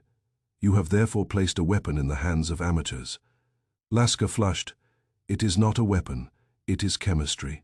Wolfe's voice cut. Chemistry used for coercion is a weapon. Lasker's face went pale. I did not know. I swear I did not know about any murder. I saw the headlines about Brunner. Then the lawyer. I thought they would come for me. That is why Wolfe lifted a hand. Stop. Talking start answering. Who else knows of the developer? Lasker swallowed. Brunner, Miriam Hawthorne, Wabash, possibly Jory Pell. He was around once, but he did not ask technical questions. He watched Pike ask the practical questions. He came in late to a meeting and acted like he belonged. Brunner did not like him. My head clicked. Pell, consultant without standing, always in the room anyway. Wolfe's eyes narrowed. And Harold Costa. Lasker hesitated. He did not attend, but Brunner said Costa wanted secure approvals too. Costa was pushing hard for the contract paperwork to be signed and filed. Wolfe sat back. His face was calm, but his eyes were alive. I said, Mr. Lasker, could someone make writing appear at noon by arranging air and solvent and heat? Lasker nodded quickly. Yes, if you have the developer, you can control timing. You can also delay by sealing the paper, or by storing it near an inhibitor. Inhibitor like perfume, I said. Lasker blinked. Perfume oils can interfere. Some cleaners can interfere too, the wrong kind. If someone wanted to slow it, they could. If they wanted to speed it, they could. But the real control is the developer. It is the switch. A switch that turns blank into evidence. Lasker nodded miserably. I pictured Vane's office again, the citrus sweetness, the plug in heater, the way the room tried to sell innocence. Wolfe looked at me. Mr. Goodwin, your air freshener. I said, heat plus perfume plus a developer nearby, and you can choreograph when the ink confesses. Wolfe nodded once. Yes. He turned to Lasker. Now Dr. Brunner is dead, Mr. Vane is dead. What is missing? Lasker blinked, missing. Wolfe's voice hardened. Brunner's papers, the file. Lasker's eyes darted, then shook his head. I do not know. Wolfe watched him. Wolfe has a way of watching that makes people feel as if their thoughts are leaving fingerprints. Mr. Lasker, Wolfe said, you will remain here until I release you. Mr. Goodwin will arrange for your protection. If you are truthful, it is necessary. If you are not truthful, it is convenient. Lasker stared. Protection from who? Wolfe's gaze narrowed. From the man who profits when proof keeps bad hours. That line landed like a gavel, I said. Wolfe, we need to get the Hawthorne people here, now. Wolfe nodded. They are coming. As if on cue, the doorbell rang again. This time it was not Saul. It was the first of our invited guests, arriving with the tense politeness of people who believe they are walking into a trap, but cannot resist finding out whether it is true. Lila Kern came first, her coat still wet from the street, her face tight, with the strain of being the last person at too many desks. She sat on the edge of a chair, hands clasped, eyes fixed on Wolfe, as if he were a judge she could not charm. Harold Coster arrived next, heavy and expensive, with the stubborn confidence of a man used to meetings, ending when he says they end. He nodded at Wolfe without greeting, then glanced at me, as if trying to place my value. Jory Pell arrived with a smile that was too sharp to be friendly. He wore a suit that fit like an argument. His eyes flicked around the room, counting exits. Miriam Hawthorne came in quiet, composed, her face controlled but not cold. She carried a small handbag close to her body, as if it might be evidence. Dennis Wabash arrived last, which is how security men like to arrive, to remind you they control the hallway. He had a broad face, a steady gaze, and a posture that said he believed in locks. He looked at Wolfe as if Wolfe were an inconvenience that had acquired furniture. Wolfe did not welcome them. Wolfe rarely welcomes, he receives. He waited until they were seated. Then he spoke. Mr. Vane is dead, Wolfe said, and let the words settle into the room like dust. Lila Kern's breath caught. Miriam Hawthorne closed her eyes briefly. Costa's mouth tightened. Pell's smile faded a fraction, then returned. Wabash did not move. Wolfe continued. A document was found on his desk. It was unsigned at 6 in the morning. It was signed at noon. The signature appeared. Pell's eyes sharpened. Appeared? Yes, Wolfe said, as if by magic. But magic is merely science with good manners and bad motives. Wolfe's gaze moved slowly across them. I have identified the method. It is not ink that vanishes. It is ink that refuses to appear without a trigger. He paused, then said, a solvent activates it. Wabash's eyes narrowed. So did Pell's. Costa shifted in his chair. Lila Kern looked confused. Miriam Hawthorne stayed composed, but her fingers tightened on her handbag. Wolfe's voice remained calm. Now, I ask a question. Who profits when proof keeps bad hours? No one answered. That silence was not empty. It was full of calculation. Wolfe looked at me. Mr. Goodwin, show them. I rose and held up one of my paper squares, still blank in appearance, then opened the tin. I waved it briefly to the air, then held it under the desk lamp. Within moments, the writing bloomed. West 35th, dark and undeniable. Lila Kern gasped softly. Pell leaned forward, eyes bright, as if watching a trick. Costa's face went hard. Miriam Hawthorne stared at the paper, without expression. Wabash's eyes stayed on my hands, not on the ink. Wolfe's voice was quiet. This is how consent can be manufactured. This is how confessions can be staged. This is how signatures can be made to outlive the signer's objection. He turned his gaze to Dennis Wabash. Mr. Wabash, you know the developer. Wabash's jaw tightened. I know a lot of things. It is my job.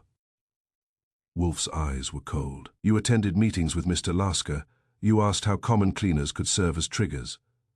Wabash's face did not change. If you have internal controls, you want to know vulnerabilities. Wolfe's tone stayed mild. Indeed, and you have now demonstrated one. Pell's smile reappeared, thin, This is all very clever, Mr. Wolfe, but what does it have to do with Felix Brunner? Wolfe did not look at him. Everything. He looked at Miriam Hawthorne. Miss Hawthorne, you brought us a pen. Miriam's voice was controlled. Yes, because Noel is innocent. Wolfe's eyes narrowed. Perhaps, or perhaps you wish to steer us toward the chemistry and away from the human. Miriam's posture stiffened. That is unfair. Wolfe shrugged slightly. Fairness is not my occupation. Truth is, Costa spoke, voice thick. What are you implying? Wolfe, that one of us killed Vane, that one of us staged a signature. Wolfe's gaze met his. I imply nothing. I observe. Then Wolfe said, Mr. Pell, you met Mr. Vane at a coffee shop last night. Pell's smile froze. That is nonsense. Wolfe's voice was quiet. It is testimony badly tipped. Pell's eyes flicked to me, then back to Wolfe. His smile returned with effort. I have no idea what you are talking about. Wolfe nodded once, as if Pell had answered perfectly. Good. Then you will not object when Inspector Kramer confirms it. At the mention of Kramer, the room shifted. People always react to the idea that the police might enter, even if they have not yet entered. It is instinct.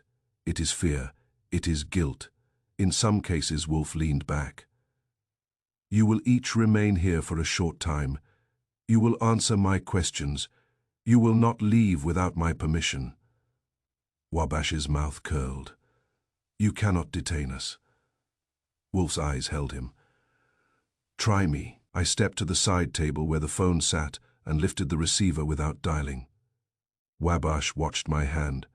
Wolfe's voice stayed calm. Mr. Wabash, if you leave, I will inform Inspector Kramer that you possess knowledge of the developer and of the method by which Mr. Vane's signature appeared at noon. I will also inform him that you were present at Hawthorne, timing the night of Dr. Brunner's death, and that you are now uncooperative. He will find time for you. The police always find time. Wabash's jaw flexed. He sat still. Wolfe turned his gaze to Lila Kern. Miss Kern, you have a bottle of cleaner in your drawer. Who instructed you to keep it? Lila blinked. Mr. Wabash. He said it was for quick cleanup. Spilled coffee, ink. Wolfe nodded. Ink. Lila looked frightened. I did not use it on any documents. Wolfe's voice was mild. I do not accuse you. I question you. When did Mr. Brunner last request a document from you? Lila swallowed. The day before he died, he asked for copies of the contract correspondence. He said he wanted a file complete. Wolfe's eyes sharpened. A file? Lila nodded quickly. Yes, I assembled it. He took it. Wolfe said, and after his death, the file vanished. Lila's voice shook. I do not know where it is. Wolfe turned to Costa. Mr. Costa, you have pushed for paperwork. Costa bristled. I have pushed for proper procedure. Wolfe nodded. Proper procedure is often improper motivation wearing a tie. Costa's face darkened. Wolfe's gaze slid to Miriam Hawthorne. Miss Hawthorne, did you go to Dr. Brunner's apartment after his death? Miriam's chin lifted. Yes. The police allowed me to retrieve personal items. Wolfe's eyes narrowed. Did you retrieve the file? Miriam's face remained calm. Number Wolfe watched her a moment, then said, Mr. Pell, you want control of Hawthorne timing. Pell laughed lightly, as if this were social. I want the company to be well managed. That is all. Wolfe's voice was flat. Management is often a synonym for ownership. Pell's smile thinned. Wolfe sat forward slightly. Now, one of you has used solvent and timing to stage evidence. One of you has used a developer to awaken ink and thereby awaken guilt. One of you has turned minutes into an alibi. He paused, letting them feel it, then he said, very softly. And one of you has the missing file. No one spoke. But Wabash's eyes flicked, once toward Jory Pell, not because Pell had devised anything, but because Pell was the visible beneficiary in the room. It was quick, it was instinctive, it was the kind of glance that tells on you, because you do not control it in time. Wolfe saw it. Wolfe sees everything he chooses to see. His eyes narrowed, and he made a small sound in his throat, the sound he makes when a detail has begged to be arrested, and he has decided to oblige. I felt the case tighten again. The solvent was in the shadows, and now we were starting to see who had been carrying it. Chapter 7. The people who wanted the page to lie 3 names sat in Wolfe's orbit like planets, with private weather, but a 4th body was exerting the stronger pull. Vernon Pike, the man who preferred never to look like the center of anything, a rival attorney who lost the case on paper, a corporate fixer who hated uncertainty, and a paralegal who knew every shortcut. Each had access to the office air and the settlement's path to the lawyer's desk. I saw the motive shape up, force a signature to appear after death, then call it consent. In this town, the cleanest crimes wear the sharpest neckties. Wolfe does not believe in crowds.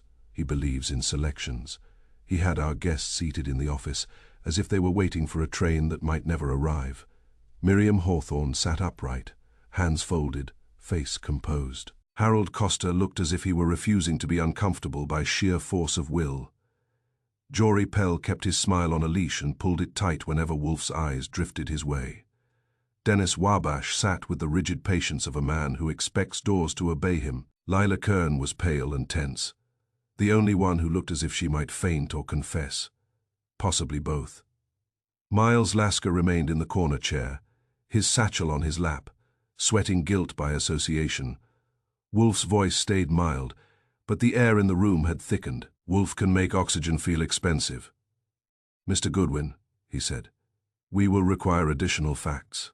You will procure them. The first stop was Madison Avenue again, because Harlan Vane's suite had become the center of a small solar system, with motives orbiting like planets with private weather. Kramer was not pleased to see me, but he was too busy to stop me, which is the best kind of permission. I need names, I told him. He glared. You always need names. 3 in particular, I said. People connected to Vane. People who could reach his office. People who could handle paper and not get noticed.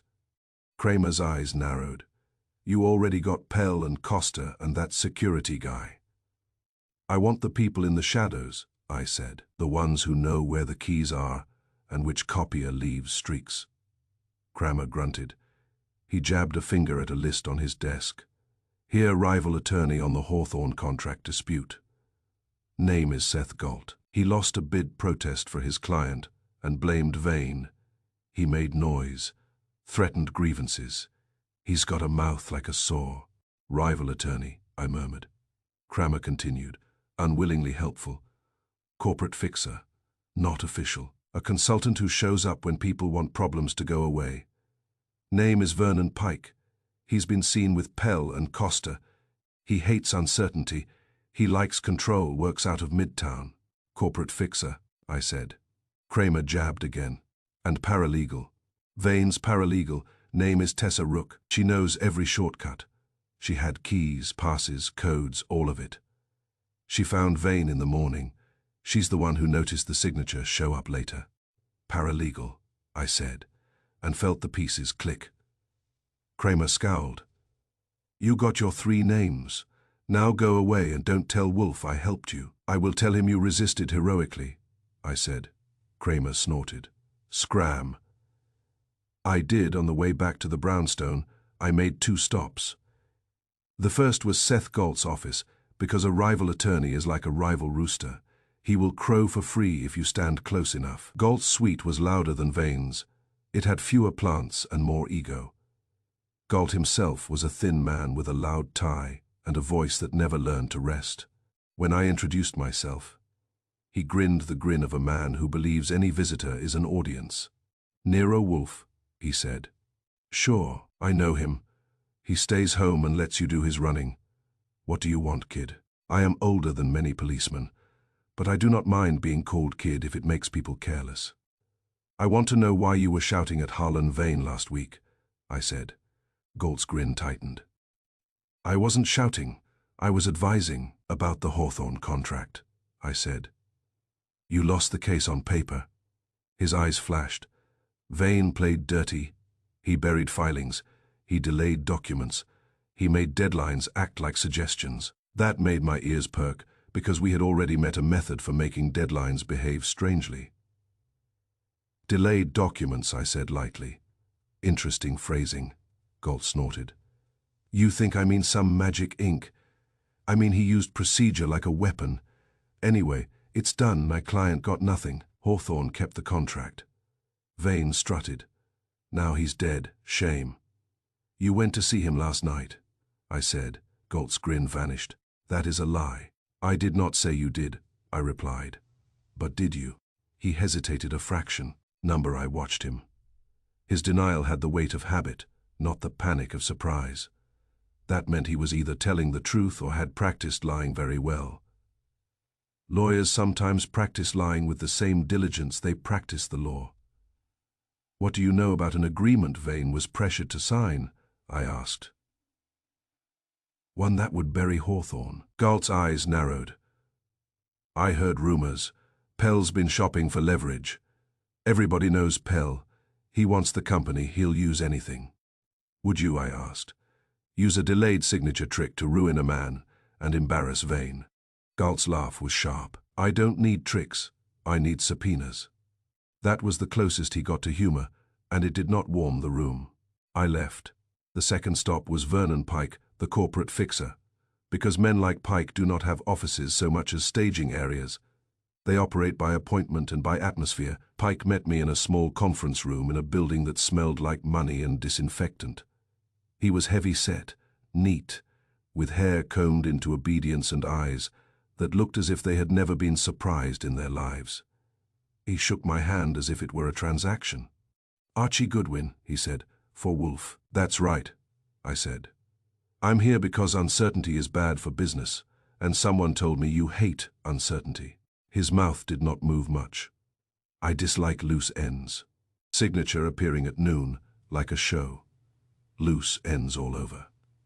His eyes stayed calm. Is there a question in there? Yes, I said. What are you doing for Hawthorne timing? He smiled faintly. Nothing, officially, unofficially, I said. He shrugged, as if the word had no meaning. Sometimes I advise people how to proceed, how to avoid mistakes. Like leaving a blank signature that turns black later, I said. His eyes sharpened for the first time. It was a tiny reaction, but it was real. I do not know what you mean, he said. You have been seen with Pell and Costa, I said. You hate uncertainty. Brunner was uncertainty. Vane was uncertainty. A file missing is uncertainty. How do you like it now? Pike's voice stayed even. This is melodrama. Dead men are not melodrama, I said. They are paperwork. That earned a flicker of irritation. Pike leaned forward slightly. Let me give you advice, Mr. Goodwin. People who imagine conspiracies usually trip on their own imagination. People who imagine control, I said, usually trip on reality. His eyes stayed steady. If you have a point, bring it to the police. Wolfe prefers to bring points to his own office, I said. Pike smiled thinly. Then tell Wolfe to keep his orchids watered. I left. My last stop was Tessa Rook, the paralegal, because paralegals are where the law becomes real. Lawyers talk. Paralegals move the paper. Rook met me in a diner near the courthouse, the kind of place where coffee is cheap and stories are expensive. She was in her early 30s, sharp-eyed, hair pulled back tight, hands quick. She looked tired, but not broken. She looked like someone who knew every shortcut because she had built them. She stirred her coffee without drinking. I knew someone would come. Wolfe, I said. She nodded. Or the police, or both. I watched her hands, they were steady. You found Vane, I said. Her jaw tightened. Yes, and you saw the signature appear at noon, I said. Her eyes hardened. Yes, and it made me sick. Because you knew it could happen, I said. Her gaze snapped to mine. Number. I waited. Silence is a tool. Wolfe taught me that. I do not always enjoy using it, but I can. Finally, she said. I knew Harlan was frightened. He told me something was wrong. He told me not to leave him alone. Then he told me to leave anyway. He said he needed time. Time, I said. She flinched. Don't. I'm sorry, I said, and meant it. Who came to see him after you left? She shook her head. I don't know. I didn't see anyone. Did you give anyone access? I asked. Keys, codes, passes. Her mouth tightened. I had them. I didn't give them away. But someone could have copied them, I said. She looked away. Maybe. I leaned forward. Tessa, the air in his office was sweet citrus, like someone tried to perfume innocence. Was that normal? Her eyes narrowed. Number Harlan hated air fresheners. He said they were like lies in liquid form.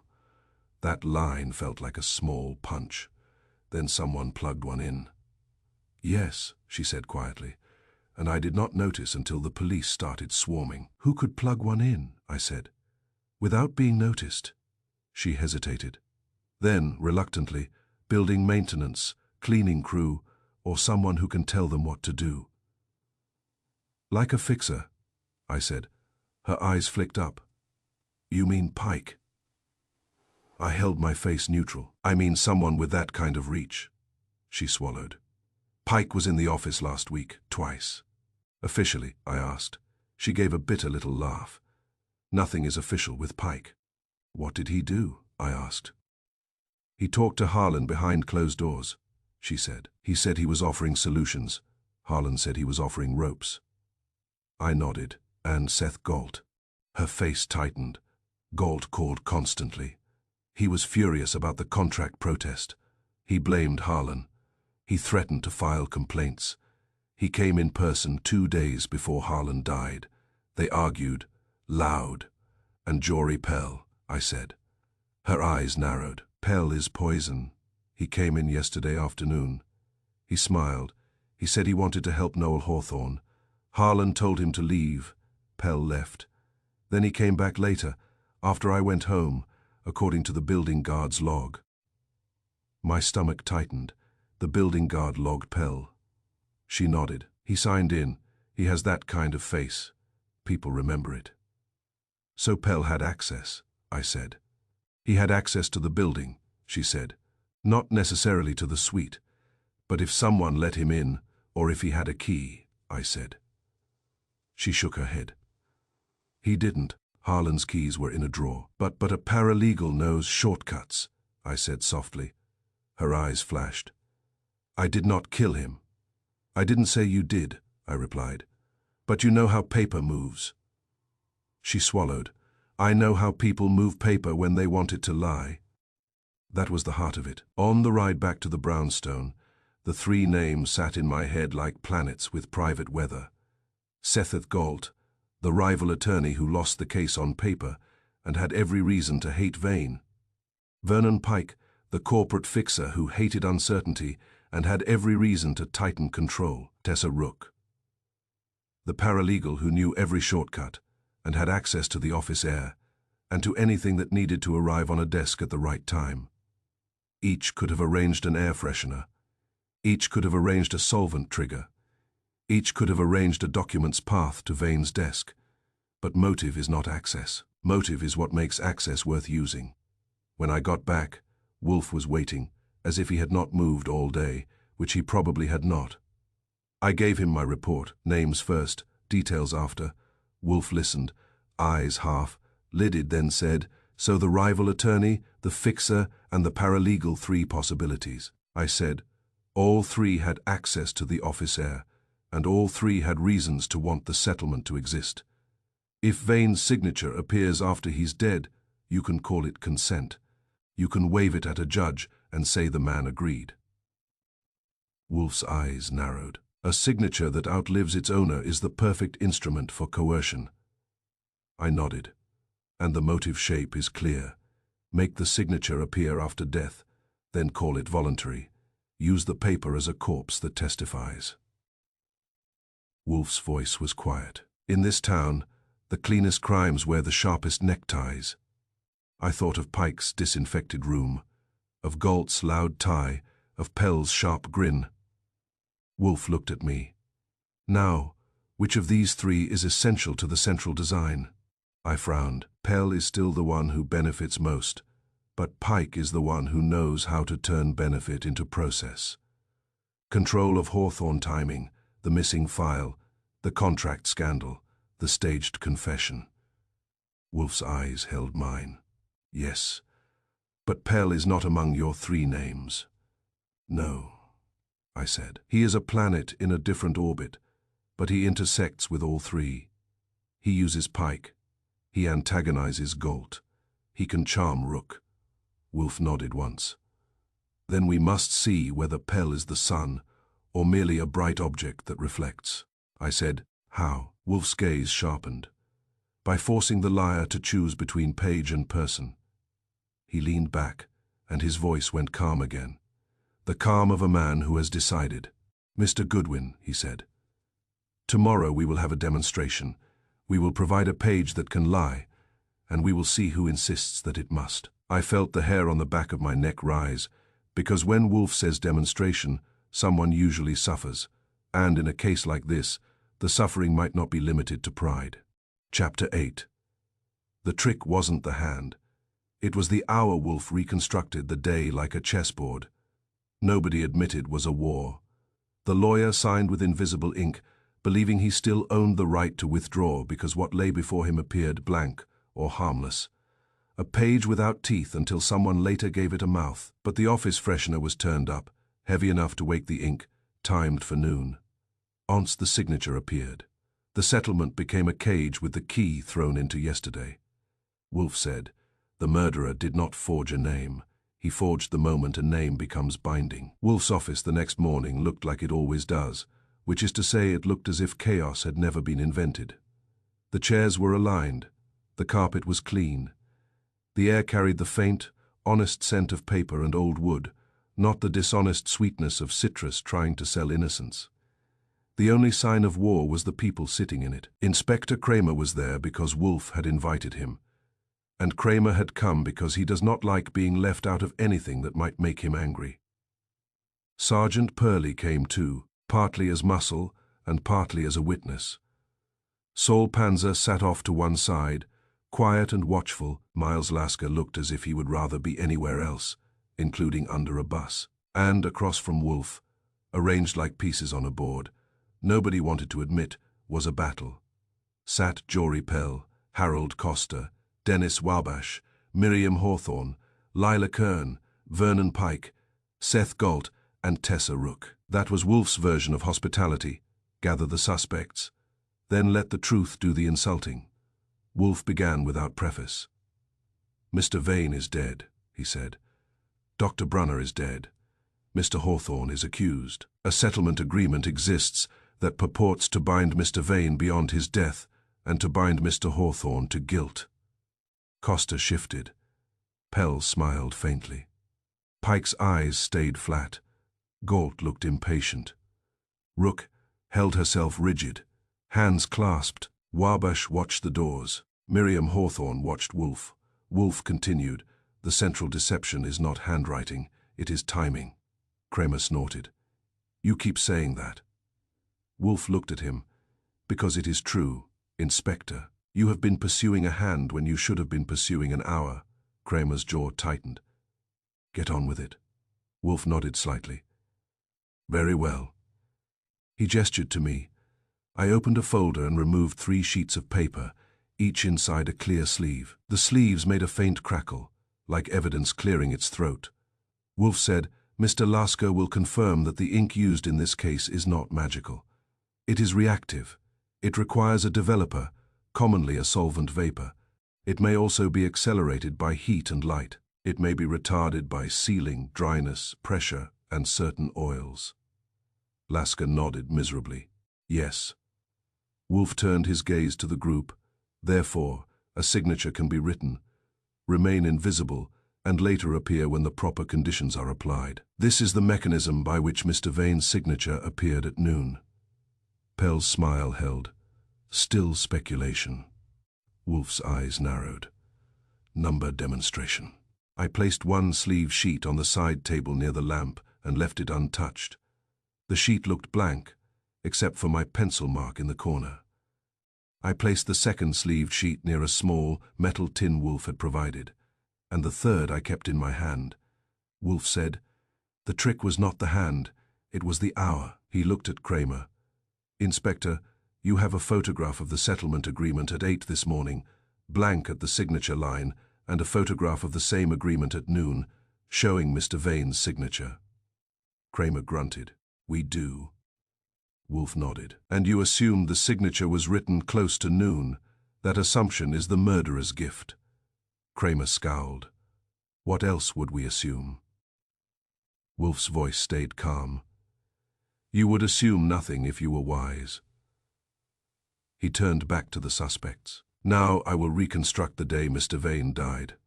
He raised one thick finger at approximately 4 in the afternoon.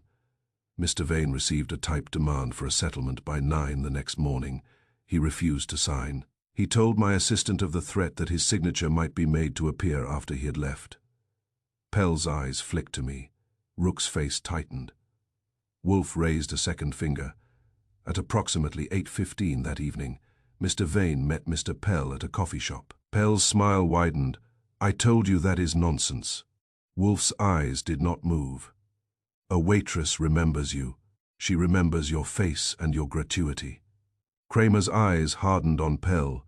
"We got that statement too." Pell's smile faltered, then recovered. "So I spoke to him." "That's not a crime." Wolfe raised a third finger. After that meeting, Mr. Vane returned to his office. He believed he still owned the right to withdraw. That is important. Wolfe's gaze moved to Vernon Pike. "Mr. Pike." Pike's face remained still. "Yes," Wolfe said. "You advised Mr. Vane last week. You offered him solutions." Pike's tone was smooth. "I have conversations with many people." Wolfe nodded. "And in those conversations, you likely mentioned paperwork, procedure, and the danger of leaving matters unresolved. You hate uncertainty." Pike's eyes narrowed. "You are describing a temperament, not a crime." Wolfe's voice stayed mild. "Temperament is often the motive's clothing." He looked at Tessa Rook. "Miss Rook, Mr. Vane told you not to leave him alone, then instructed you to leave." Rook's voice was tight. "Yes." Wolfe nodded. "Because he intended to do something alone. He intended to sign, but not to bind himself." Costa leaned forward. "What does that mean?" Wolfe's gaze shifted to him. "It means he intended to sign a paper that appeared blank, believing it harmless, believing he could later deny it, destroy it, or withdraw consent before it became visible." Lila Kern whispered, "Why would he do that?" Wolfe's eyes were cold. "Because fear makes intelligent men do stupid things." I felt Kramer's stare on Wolfe, as if the inspector were trying to decide whether to arrest him for philosophy. Wolfe continued. "Mr. Vane signed, not in ordinary ink, but in the reactive ink, invisible at the moment of signing. He believed he was signing something preliminary, deniable, perhaps even blank, and that invisibility preserved his control. In fact, invisibility merely preserved the murderers. He believed that because the signature was invisible, he retained control." Galt barked a laugh. "That's idiotic." Wolfe's gaze slid to him. "Yes, and yet it is plausible lawyers believe they can control words. They sometimes forget that criminals control circumstances." Wolfe turned his head slightly toward me. "Mr. Goodwin, the office odor." I nodded. "Citrus sweetness. Not normal for Vane's office." A plug-in air freshener was installed after hours. Wolfe's eyes narrowed. Not merely installed, adjusted. He turned to Kramer. "Inspector, that air freshener had a setting." Kramer grunted. "It did." Wolfe's voice sharpened, and it was turned high. Pike's eyes flicked once toward Pell. Wabash noticed the flick. So did I. Wolfe went on. "The freshener's heater produced a steady warmth. Its cartridge contained compounds that, in combination with an available solvent developer, could accelerate the ink's blooming. A person could therefore set the stage so that a signature written the night before would appear at a chosen hour." Miriam Hawthorne's fingers tightened on her handbag again. Wolfe said, "Noon was chosen because noon provides witnesses, police, clerks, secretaries. Noon is an hour that does not hide. Costa's voice came out rough. So Vane signed something at night, and someone made it appear at noon. That's still not murder. Wolfe's gaze met his. It is motive for murder, because if Mr. Vane lived past noon, he could object. He could denounce the paper. He could explain the trick. He could withdraw. Therefore, he had to be dead before the ink confessed. Even Pell's smile looked strained. I felt the shape of it, the cold, clean shape. Blank consent now, black consent later, with the signer already beyond objection. Wolfe said, once the signature appeared. The settlement became a cage with a key thrown into yesterday. Kramer muttered. That's poetic. Wolfe looked at him. It is practical now, observe. He gestured again. I held up the third sleeved sheet, still blank. This looks blank, I said to the room. Wolfe said, Mr. Goodwin, apply the developer. I uncapped the Hawthorne cleaner bottle and waved it briefly near the edge of the sleeve, not touching the paper. I then held the sleeve under the lamp. Within moments, dark letters rose on the paper, as if the page were remembering what my hand had done earlier. The message appeared in my own handwriting. Consent is given. Lila Kern gasped again. Rook's face went pale. Galt stared, annoyed but uneasy. Pike's eyes stayed flat. Pell's smile twitched. Wabash's jaw tightened. Wolfe said softly, the murderer did not forge a name. He forged the moment a name becomes binding. Kramer leaned forward. All right, that's the method. Now give me the man. Wolfe's gaze swept the room. Not yet. Kramer's face reddened. Not yet. Wolfe's voice remained calm.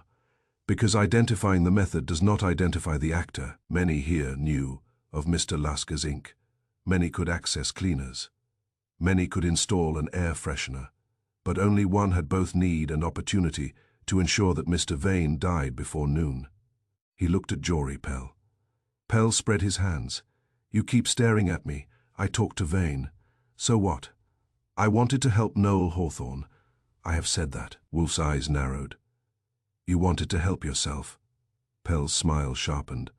Self-interest is not murder. Wolfe nodded. Number, but it is a compass. He turned his gaze to Tessa Rook. Miss Rook. You said Mr. Pell returned to the building after you left. Rook swallowed. The guard log shows it. Wolfe nodded. And who could have admitted him to the suite? Rook's eyes flicked, unwillingly, toward the end of the row. Dennis Wabash. Wabash's voice was steady. I did not admit anyone. Wolfe's eyes stayed on him. You controlled access. You were present at Hawthorne timing the night. Dr. Brunner died. You attended meetings about reactive ink. You requested that the receptionist keep solvent cleaner in her drawer. You are the man who knows which doors open without leaving scratches. That makes you ideal muscle and staging support, though not necessarily the architect. Wabash's jaw flexed. I did my job. Wolfe's voice was mild. Your job, Mr. Wabash, is an excellent camouflage. Kramer snapped. Wolfe, you accusing him? Wolfe looked at Kramer. I am approaching. Wolfe leaned back again. There is one more piece, the missing file. Mr. Brunner assembled a file of contract, correspondence and test results. He took it. After his death, it vanished. Mr. Vane received a note. Meet me alone. Bring the file. No police. That note was in his wastebasket. Therefore he had the file briefly. He either acquired it from the killer or from someone acting for the killer. Pell's smile thinned. You're guessing. Wolfe's eyes were cold. No, Mr. Pell. I am deducing, and I will now force certainty. He turned to me. Mr. Goodwin, bring the folder from the safe. I went to the wall safe, opened it, and removed a thick manila folder Wolfe had had Saul procure from a courier earlier that morning. I did not know what was in it, and Wolfe had not told me, which meant it mattered. I placed it on Wolfe's desk. Wolfe said, This is a file. Costa leaned forward. What file? Wolfe's voice remained calm. A file containing copies of Hawthorne timing contract documents, test results, and internal memos. It is not the original, but it is adequate. Kramer's eyes widened. Where did you get that? Wolfe ignored him. He looked at the group. I will place this file in the hall, Wolfe said. I will tell you that it is unattended. I will then leave you alone in this room for 5 minutes. No one will move. Mr. Goodwin will observe from the doorway. If anyone attempts to retrieve the file, that person will reveal himself. Kramer barked. That's entrapment. Wolfe's eyes flicked to him. It is temptation. Entrapment requires the police. I am merely offering human nature an opportunity. Kramer's mouth opened, then shut. Wolfe rose. His bulk made the room feel suddenly smaller. He said, Mr. Goodwin. I stood. Wolfe's gaze pinned the suspects. The file is poison. Whoever wants it wants control. Whoever wants control wants silence. Whoever wants silence kills. Then Wolfe walked out, and I followed, carrying the folder. In the hall, I placed it on the small table by the stair rail, visible from the office door. I stepped back into the doorway, half in the office, half out, pretending to adjust my tie. My eyes stayed on hands. Inside the office, the air held its breath. 5 minutes is not long, unless you are watching guilt decide whether to move. Pell sat very still. His smile gone now. His eyes alert. Costa's fingers drummed once, then stopped. Miriam Hawthorne's gaze flicked toward the door and away. Lila Kern stared at the floor. Galt looked bored and angry. Pike sat like a statue. Rook's hands were clenched together. Wabash sat with his posture rigid, and his eyes moved, not to the file, but to the hallway. Then, at the 3rd minute, Wabash shifted. It was small, a muscle move, a man preparing to stand without seeming to. His hand slid to the arm of the chair. Pell's eyes flicked toward him. Quick. Pike's eyes flicked too. Rook's breath caught. Wabash rose smoothly, as if he had merely remembered an appointment. His jaw tightened. Goodwin, I smiled. You are about to do something that will look bad. He took a step toward the door. Kramer surged up from his chair, but Wolfe was not there yet. Pearlie stood too, hand half raised, uncertain. The room had become a chessboard, and someone had just tipped it. Wabash stepped into the hall, eyes on the folder. And that was the hour's truth. He did not forge a name. He forged the moment the name became binding. And now he was forging the moment the file became his. Behind me, Wolfe's voice came from the stairs, calm and heavy. Inspector, Wolfe said, now you may arrest Mr. Wabash. He is not the whole design, but he is inside it. Chapter 9. Archie's little demonstration Wolfe gathered them in the brownstone, because guilt hates a spotlight, and Wolfe loves one. I laid out blank sheets and handed the pen around like a dare.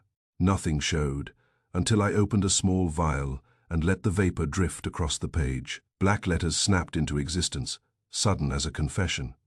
Somebody swallowed hard, and Wolfe smiled the way a lock smiles when it is about to turn. Kramer did not enjoy arresting Dennis Wabash in Wolfe's hallway. It offended his sense of jurisdiction and his sense of dignity, and those are the two senses he guards like a bulldog. But he did it.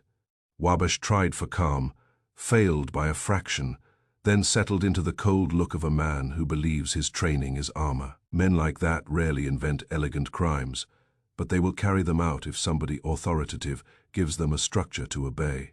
Kramer snapped cuffs on him in the hall, outside Wolfe's office, and said, loud enough for the room to hear, "You're coming with me." Wabash's eyes cut to Wolfe. On what? Wolfe's voice was heavy and calm. On instinct, Mr. Wabash, an excellent foundation, though courts prefer paperwork. Kramer barked, "Save the jokes. Move." Wabash moved. As he passed the office doorway, his gaze flicked once toward Jory Pell, quick and unreadable, like a signal that had been practiced. Pell's face stayed smooth. His eyes did not blink, but his smile tightened as if it had been pulled with a string. Kramer marched Wabash out, Pearlie following, and the brownstone filled with the aftertaste of authority. Wolfe turned back into the office and regarded the remaining guests as if he had simply removed a chair that did not belong in the set. "Sit," he said. No one argued. Even Vernon Pike stayed put, and Pike had the kind of posture that usually implies doors open for him. Wolfe looked at me. "Mr. Goodwin, we will now provide clarity," I said. "With a demonstration." Wolfe nodded. "Yes, the murderer has relied on spectacle. We will improve the spectacle and force truth from it." He dismissed Seth Galt first, with a curt statement that Galt's presence was no longer useful. Galt left with the offended swagger of a man who believes he has been excluded from a good scandal. Lila Kern looked ready to bolt too, but Wolfe stopped her with a glance. "You will remain, Miss Kern. You have been used, and therefore you are evidence." That froze her. Wolfe then made a small motion with his hand. I understood it was time to turn paper into a witness. I had prepared a stack of clean sheets on the side table, along with the delayed ink pen, and hidden in my pocket the small vial Lasker had brought. The developer Wolfe had made me seal it in a glass tube with a screw cap so the vapor could be controlled. Wolfe likes control the way other men like applause. The guests were arranged in Wolfe's office chairs, like a jury that wished it could resign. Jory Pell sat forward slightly, attentive and amused in the way a man is amused when he believes he knows the ending. Harold Costa sat stiff, irritated. Miriam Hawthorne sat composed, her eyes steady on Wolfe. Vernon Pike sat with hands folded, face smooth. Tessa Rook sat rigid, her fingers laced so tight. Her knuckles were pale. Miles Lasker looked as if he might faint and spoil Wolfe's carpet. Wolfe began. "You have seen how writing can appear," Wolfe said. "Now you will see how it can be made to appear on command, not with a forged hand, but with a forged hour." He looked at me, Mr. Goodwin. I stood. "All right, this is my little demonstration. No rabbits, no applause." I placed 5 blank sheets on the table, each in a clear sleeve. I held up the pen. "This pen writes with ink that refuses to show itself until conditions are right. You all know that now. Some of you knew it before." Pell smiled faintly. Pike's eyes did not move. Rook swallowed once quietly. I handed the pen to Pell first, not because I liked him, but because I liked watching him handle things he thought belonged to him. "Sign your name," I told him, "right there in the middle." Pell took the pen, paused a fraction too long, then signed. The page stayed blank. He held it up with a small grin, as if to say, "See, I took it back and set it aside." I handed the pen to Costa. "Your name." Costa glared, then signed with a heavy, impatient stroke. Blank. Miriam signed next, quick and neat. Blank. Pike signed with a controlled hand that suggested he disliked leaving marks anywhere. Blank. Rook hesitated. Her eyes flicked to Wolfe, then to me. She signed, and her hand shook on the last letter. Blank. I set all 5 sleeves in a row on the table, like place cards at a dinner. Nobody wanted. "Nothing shows," I said. "That is the point. If you look at this, you can pretend nothing happened." Wolfe's voice came in, calm, "till someone provides the proper encouragement." I slipped the small vial from my pocket and set it on the table without opening it yet. Lasker's eyes fixed on it like a man recognizing his own mistake. Pell's smile tightened. Pike's eyes narrowed by a hair. I said, "This is the developer, a solvent. Vapor does the work. The ink is shy until this kisses it awake." Lila Kern made a small sound, half breath, half fear. I looked at Wolfe. Wolfe nodded once. I unscrewed the vial cap even. Before I moved it, the sharp smell rose, clean and harsh, like a truth that strips paint. I waved the open vial slowly over the first sleeve. Pell's signature not touching the paper, just letting the vapor drift down. At first, there was nothing. Then black letters snapped into existence, sudden as a confession. Jory Pell. His name rose bold and clean on the once blank sheet, as if the paper had been waiting to accuse him of being himself. Pell's mouth opened slightly, then closed. His eyes stayed on the signature. I moved to Costa's sleeve. Vapor. Seconds. The name appeared, thick and impatient. Harold Costa. Miriam's signature appeared next, neat and sharp. Miriam Hawthorne Pike's signature appeared with a smooth flourish that looked like practiced caution. Vernon Pike. Then I hovered the vial over Rook's sleeve.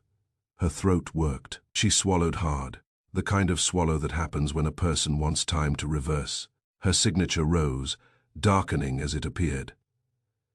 Tessa Rook's silence filled the office. Wolfe watched it all with a stillness that was almost kind. If you are the sort of person who thinks a guillotine is kind because it is swift, then Wolfe smiled. It was not a friendly smile. It was the smile of a lock when it is about to turn, because the key has finally been found. Wolfe spoke, voice low and precise. You see, the pen records truth immediately, but conceals it until the hour is engineered. A signature can be acquired in innocence and revealed in guilt. Costa snapped. So what? You proved a trick and a method. But methods belong to whoever had reason to choose them and means to distribute them. Wolfe's gaze slid to him. I proved the mechanism by which Mr. Vane's signature was made to appear at noon. Pell recovered enough to speak. And you proved that anyone could have done it. You just did it. Wolfe's eyes stayed on him. I did it openly, Mr. Pell. The murderer did it to bind a dead man. Pell's smile returned. Thin. You are still missing a corpse's hand. Wolfe's voice was mild. On the contrary, I have it. He turned to Tessa Rook. Miss Rook. She flinched. Yes. Wolfe's tone remained calm. You told Mr. Goodwin that Mr. Vane hated air fresheners. Yet an air freshener was installed in his office and set high. Rook's eyes darted. I did not install it, Wolfe nodded. Number, but you noticed it late. Rook's jaw tightened. Everyone noticed it late. Wolfe's gaze held her. Not everyone knew what it could do. Rook's hands clenched. I did not kill him. Wolfe's voice stayed even. I did not say you did. He turned his head slightly to look at Vernon Pike. Mr. Pike, you advised Mr. Vane. You visited his office. You hate uncertainty. Pike's face remained smooth. I do not kill people to reduce uncertainty. Wolfe's eyes narrowed. Number, you hire people, persuade people, threaten people, you make plans. You do not soil your hands. Pike's lips tightened. This is rhetoric. Wolfe's voice was flat. It is observation. He shifted his gaze to Jory Pell. Mr. Pell, you met Mr. Vane the night he died. You desired the Hawthorne Company. Dr. Brunner opposed you. Mr. Vane opposed you. Both are dead. Pell's smile was now brittle. Correlation. Wolfe nodded. Yes, correlation, the amateur's refuge. I prefer causation. He looked at me. Mr. Goodwin, bring the second vial. I blinked. Wolfe had not told me there was a second vial. That meant he had told Fritz. He rang for Fritz. Fritz came, calm as always, and handed me a small, sealed glass bottle on a tray, labeled in Wolfe's hand. Inhibitor? He lifted it. It looked like clear liquid. It smelled faintly of something oily, even through the seal. Wolfe said, Mr. Lasker will confirm that certain oils and perfumes retard or inhibit the reaction. Lasker nodded quickly. Yes, they can keep writing blank longer. They can delay it far beyond normal. Wolfe's eyes narrowed.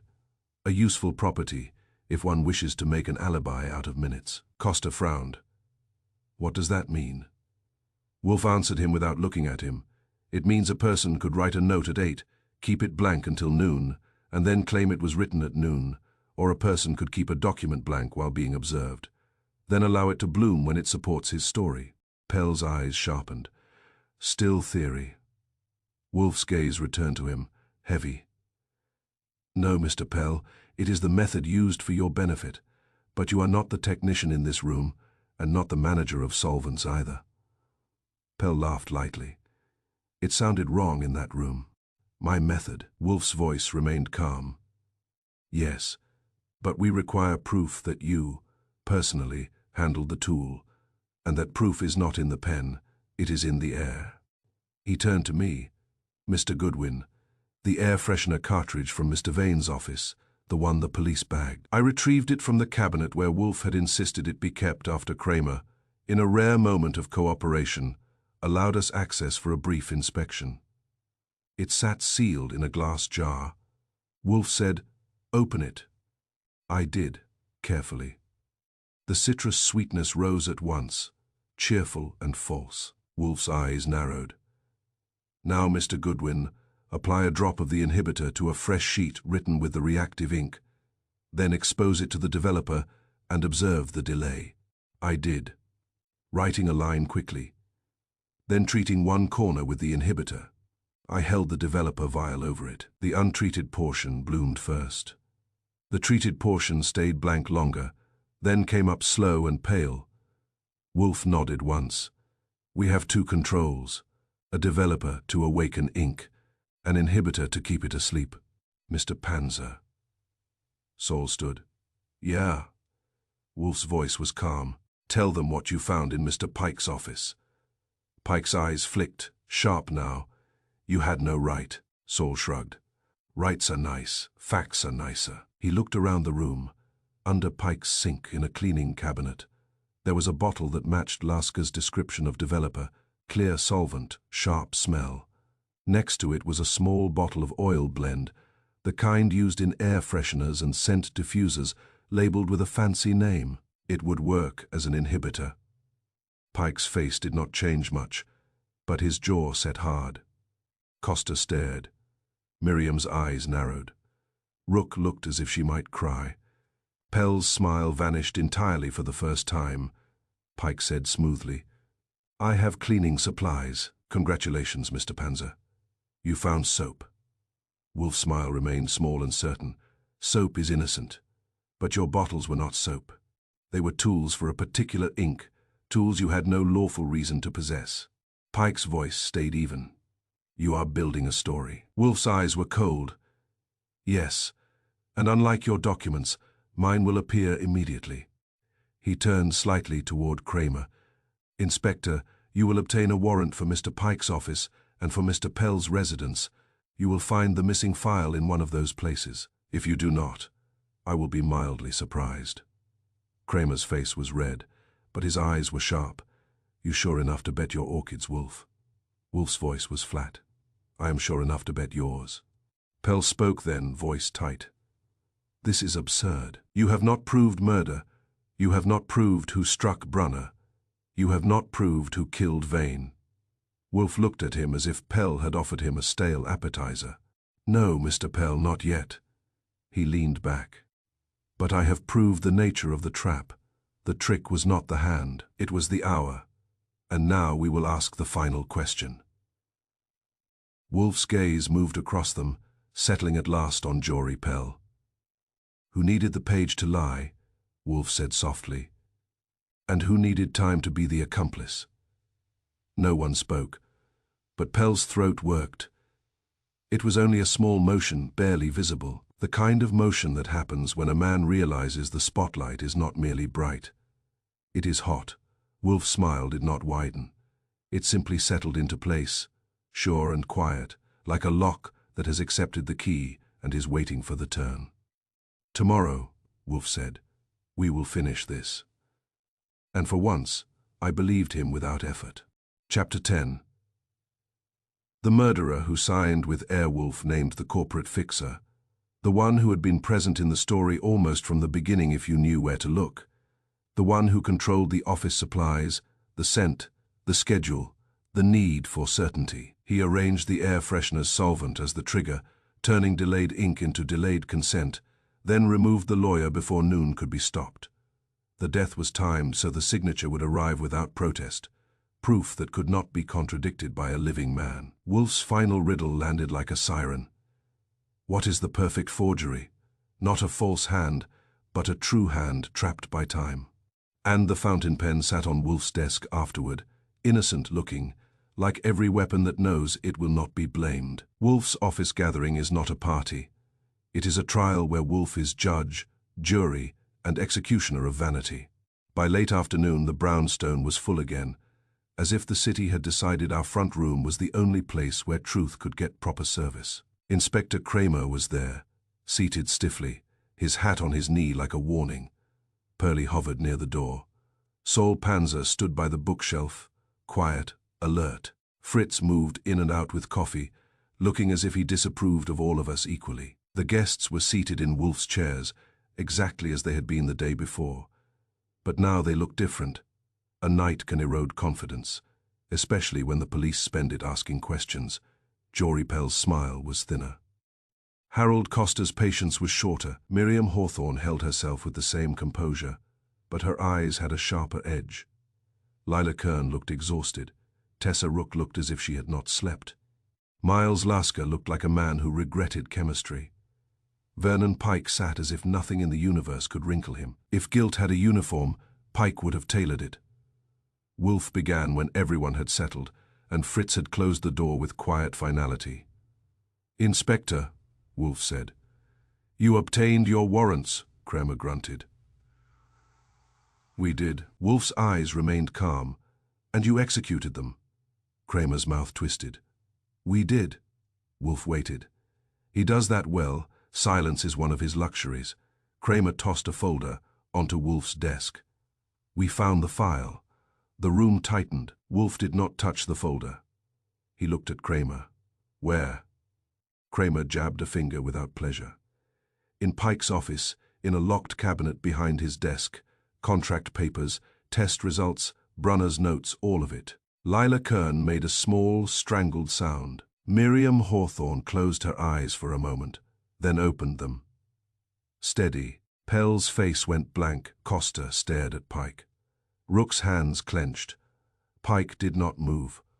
Wolfe nodded once, as if a piece had clicked into the only position it could occupy.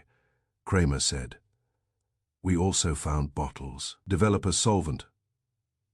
A little bottle of oil blend, inhibitor, and we found 2 air freshener cartridges in a drawer, same brand as the one in Vane's office." Pike's lips tightened a fraction. "Those items prove nothing except that I keep a tidy office." Kramer barked, "Shut up. You can talk when I say." Pike's eyes flicked to Kramer, cold, then returned to Wolfe. Wolfe's voice was mild. "Mr. Pike, you have controlled office supplies, scent, schedule, and the need for certainty. You did not merely keep a tidy office. You kept a tidy plot." Pike's tone was smooth. "Mr. Wolfe, this is theater. You have always enjoyed it." "Yes," Wolfe said, "but I dislike poor acting." He turned his gaze to the assembled group. "We will finish, now." Wolfe lifted one finger. "First, the deaths. Dr. Felix Brunner was killed to obtain a file that threatened the Hawthorne contract and threatened those who sought control of the company. Mr. Brunner was also killed because he was an inconveniently honest man." Pell spoke quickly. "You have no evidence of who struck Brunner." Wolfe did not look at him. "Patience, Mr. Pell. It is not your strength." Wolfe lifted a second finger. "Second, Mr. Vane. Mr. Vane was killed because he was an obstacle. He was also killed to create an instrument. A signature that appears after death is more useful than a signature obtained from a living man who can protest." Costa's voice came out rough. "So he was killed so he could not object before noon." Wolfe nodded. "Exactly." He lifted a third finger. "Third, the method. The ink was reactive. It required a developer, commonly a solvent vapor. It could be accelerated by heat and light. It could be delayed by sealing, dryness, and oils. Therefore, a criminal could acquire true handwriting and then forge the hour in which it becomes binding." Wolfe's gaze hardened. The trick was not the hand. It was the hour. Pike's voice was calm. "An elegant explanation, still not proof of murder." Wolfe's eyes stayed on him. "It is proof of design, and you are a man of design." He leaned back and looked at Kramer. "Inspector, read the laboratory report on Mr. Vane's death." Kramer hesitated, then opened the folder he had brought. He read, gruffly, "Cause of death. Acute poisoning consistent with exposure to a volatile compound, likely inhaled. There was residue in the nasal passages. No needle, no struggle." Lila Kern covered her mouth. Rook's eyes widened. Wolfe nodded. "Inhaled, volatile, delivered through air." Costa stared at Pike. You poisoned him with air. Pike's face did not change, but his eyes hardened. Wolfe's voice remained calm. Not merely air, perfume, a sweet mask, a plug-in device that heats, disperses, and hides the sting beneath citrus. I felt my skin tighten. The air freshener. Wolfe nodded at me. Yes, the office that smelled like a setup, and like somebody with access to supplies and cleaning staff, had been there before the police understood what they were smelling. Pike's tone stayed smooth. You are guessing that the air freshener killed him. Wolfe's eyes narrowed. Number, I am deducing that you used a volatile poison compatible with a heated dispersal device, one that would not raise immediate suspicion, one that could be explained away as a cleaning product or fragrance. You had such compounds, you kept such supplies, Pike said. Many people keep cleaning supplies. Wolfe's voice sharpened slightly. Most people do not keep an inhibitor and a developer for reactive ink. He looked at Miles Lasker. Mr. Lasker, do you recognize the developer found in Mr. Pike's office? Lasker swallowed. Yes, it matches my formulation. The odor is unmistakable. Wolfe nodded. And the inhibitor? Lasker nodded again. Yes, a blend that would retard blooming. It would keep writing blank. Wolfe turned back to Pike. You controlled the ink schedule. You also controlled Mr. Vane's schedule. You arranged his fear, then arranged his signature, then arranged his silence. Pell spoke, voice tight. Vane met me, not Pike. Wolfe's gaze slid to Pell at last. You met him because you were useful bait. You promised him something relief, perhaps a solution. You enjoy promising things. Pell's smile twitched. You are inventing motives. Number, I am describing your appetite. You wanted Hawthorne timing. But you did not have the hands for this work. You needed a man who hates uncertainty and who can move unseen among office supplies. Wolfe's gaze returned to Pike. Mr. Pike. Pike's eyes stayed cool. I advise I do not kill. Wolfe leaned forward a fraction, and the room seemed to lean with him. You did not strike Dr. Brunner, Wolfe said. Mr. Wabash did. That is why his conduct has looked guilty all along. It was guilty, but it was subordinate guilt. After Brunner's death, the file moved to you, Mr. Wabash delivered it. Because you were the proper custodian of the larger scheme, the man who could convert a stolen file into leverage, leverage into paperwork, and paperwork into consent after the fact. A sound ran through the room, half gasp, half murmur. Kramer's eyes narrowed. Wabash, Wolfe nodded. He had access. He had strength. He was at the building. He controlled security. He attended the ink meetings. He knew where Brunner kept his file and how to remove it. He killed Brunner in the engineering suite and retrieved the file. Then he called Mr. Hawthorne from the lobby payphone, using Brunner's voice. He did not need perfection. He needed Hawthorne present. Miriam Hawthorne's face went pale. Brunner's voice. Wolfe's voice was flat. A man can imitate another man well enough over a telephone when the listener expects to hear him. It is called suggestion. Mr. Wabash also arranged the pen and pad and the delayed confession. He is a security man. He knows staging, Kramer growled. We'll get that out of him, Wolfe nodded once. You will.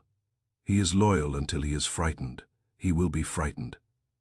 Pell snapped. Even if that were true, what does that have to do with Pike? Wolfe's eyes hardened. Everything, because Mr. Wabash did not profit. He served. Wolfe's gaze fixed on Pike. You employed him, informally. You guided him. You promised him safety, money, perhaps a future. He hated uncertainty, but he loved structure. You gave him structure. Pike's face remained smooth, but I saw it then, not guilt, not fear, calculation. The cold arithmetic of a man measuring exits, Wolfe continued. After Brunner's death, the file moved to you. Mr. Wabash delivered it because you were the proper custodian of the larger scheme, the man who could convert a stolen file into leverage, leverage into paperwork, and paperwork into consent after the fact. You then used it to pressure Mr. Vane.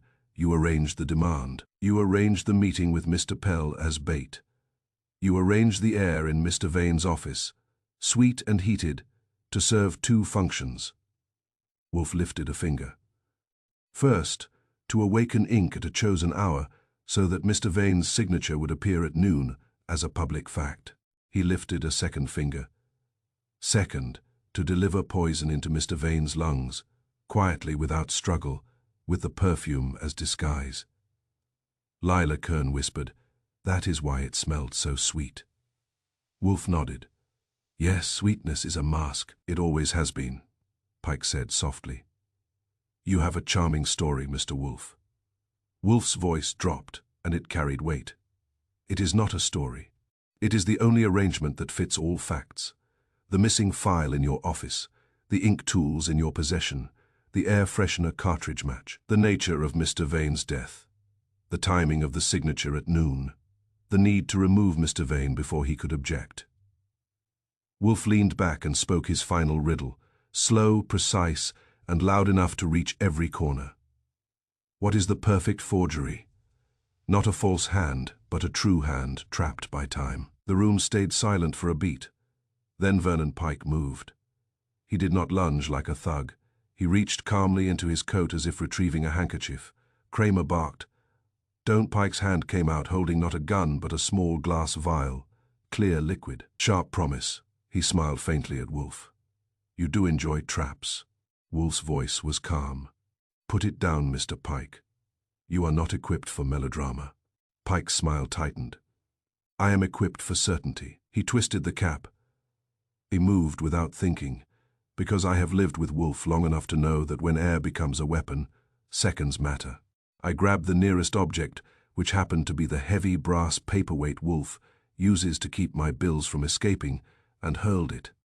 It struck Pike's wrist. The vial flew, hit the floor, and shattered. The sharp odor rose instantly, stinging, clean, dangerous. Pearlie surged forward, Kramer right behind him, and Pike went down under their weight with a grunt that sounded like offended pride. Fritz appeared as if summoned by danger, moving fast for a man who prefers kitchens to crimes. He threw open a window with one strong motion, then another, flooding the room with cold March air. Wolfe sat still through it all, his face calm, as if the entire scene had been merely an unfortunate interruption of thought. When Pike was cuffed and hauled upright, he looked at Wolfe with a hard smile.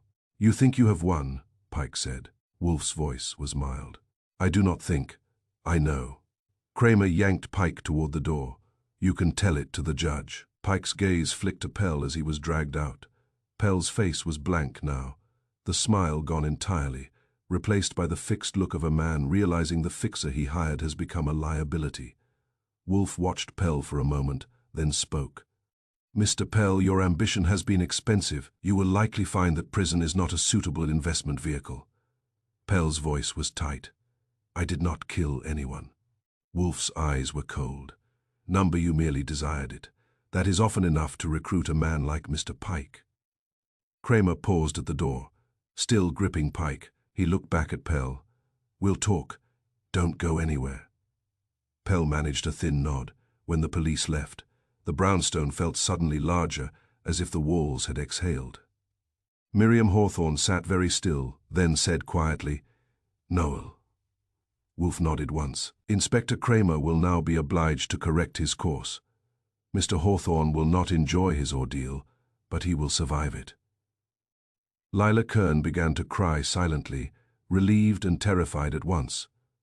Tessa Rook stared at the floor, voice small. "I never wanted any of this." Wolfe's gaze rested on her, not unkind. "Then in future, Miss Rook, avoid men who sell certainty. They always collect interest." Costa stood abruptly, his chair scraping. "This company is ruined." Wolfe's voice was calm. "No, Mr. Costa, it will be cleaned. There is a difference."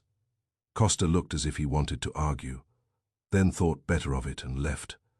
One by one, they filed out until only Wolfe, Fritz, Saul, Lasker, and I remained. Lasker looked at the shattered glass spot on Wolfe's carpet, horrified. "I'm sorry, I never." Wolfe cut him off. "You are an intelligent man who did foolish work for foolish clients.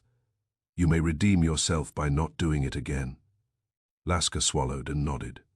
Saul tipped his hat at me. Nice throw.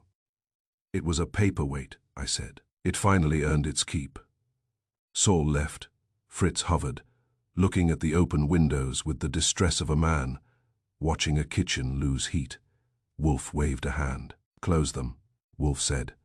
The air has done enough damage for one day. Fritz obeyed, then retreated. Wolfe looked at me. Mr. Goodwin, retrieve the pen.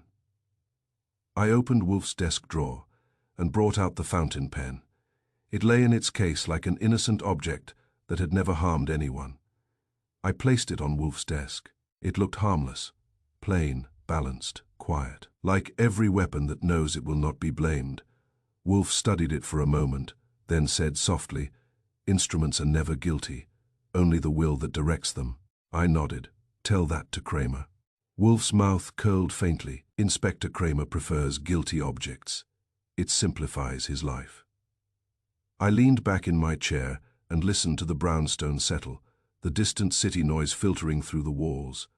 New York returning to its usual business of pretending it is not involved. Upstairs, the orchids waited for Wolfe's attention, indifferent to murder, indifferent to ink, indifferent to men who try to trap time. Wolfe rose slowly. "Come, Mr. Goodwin. Fritz has suffered enough insult. We will dine." I stood. "What's on the menu?" Wolfe's eyes narrowed, pleased despite himself. "Something immediate. No delays." I followed him out of the office, leaving the pen behind on his desk, silent and innocent. The case was finished.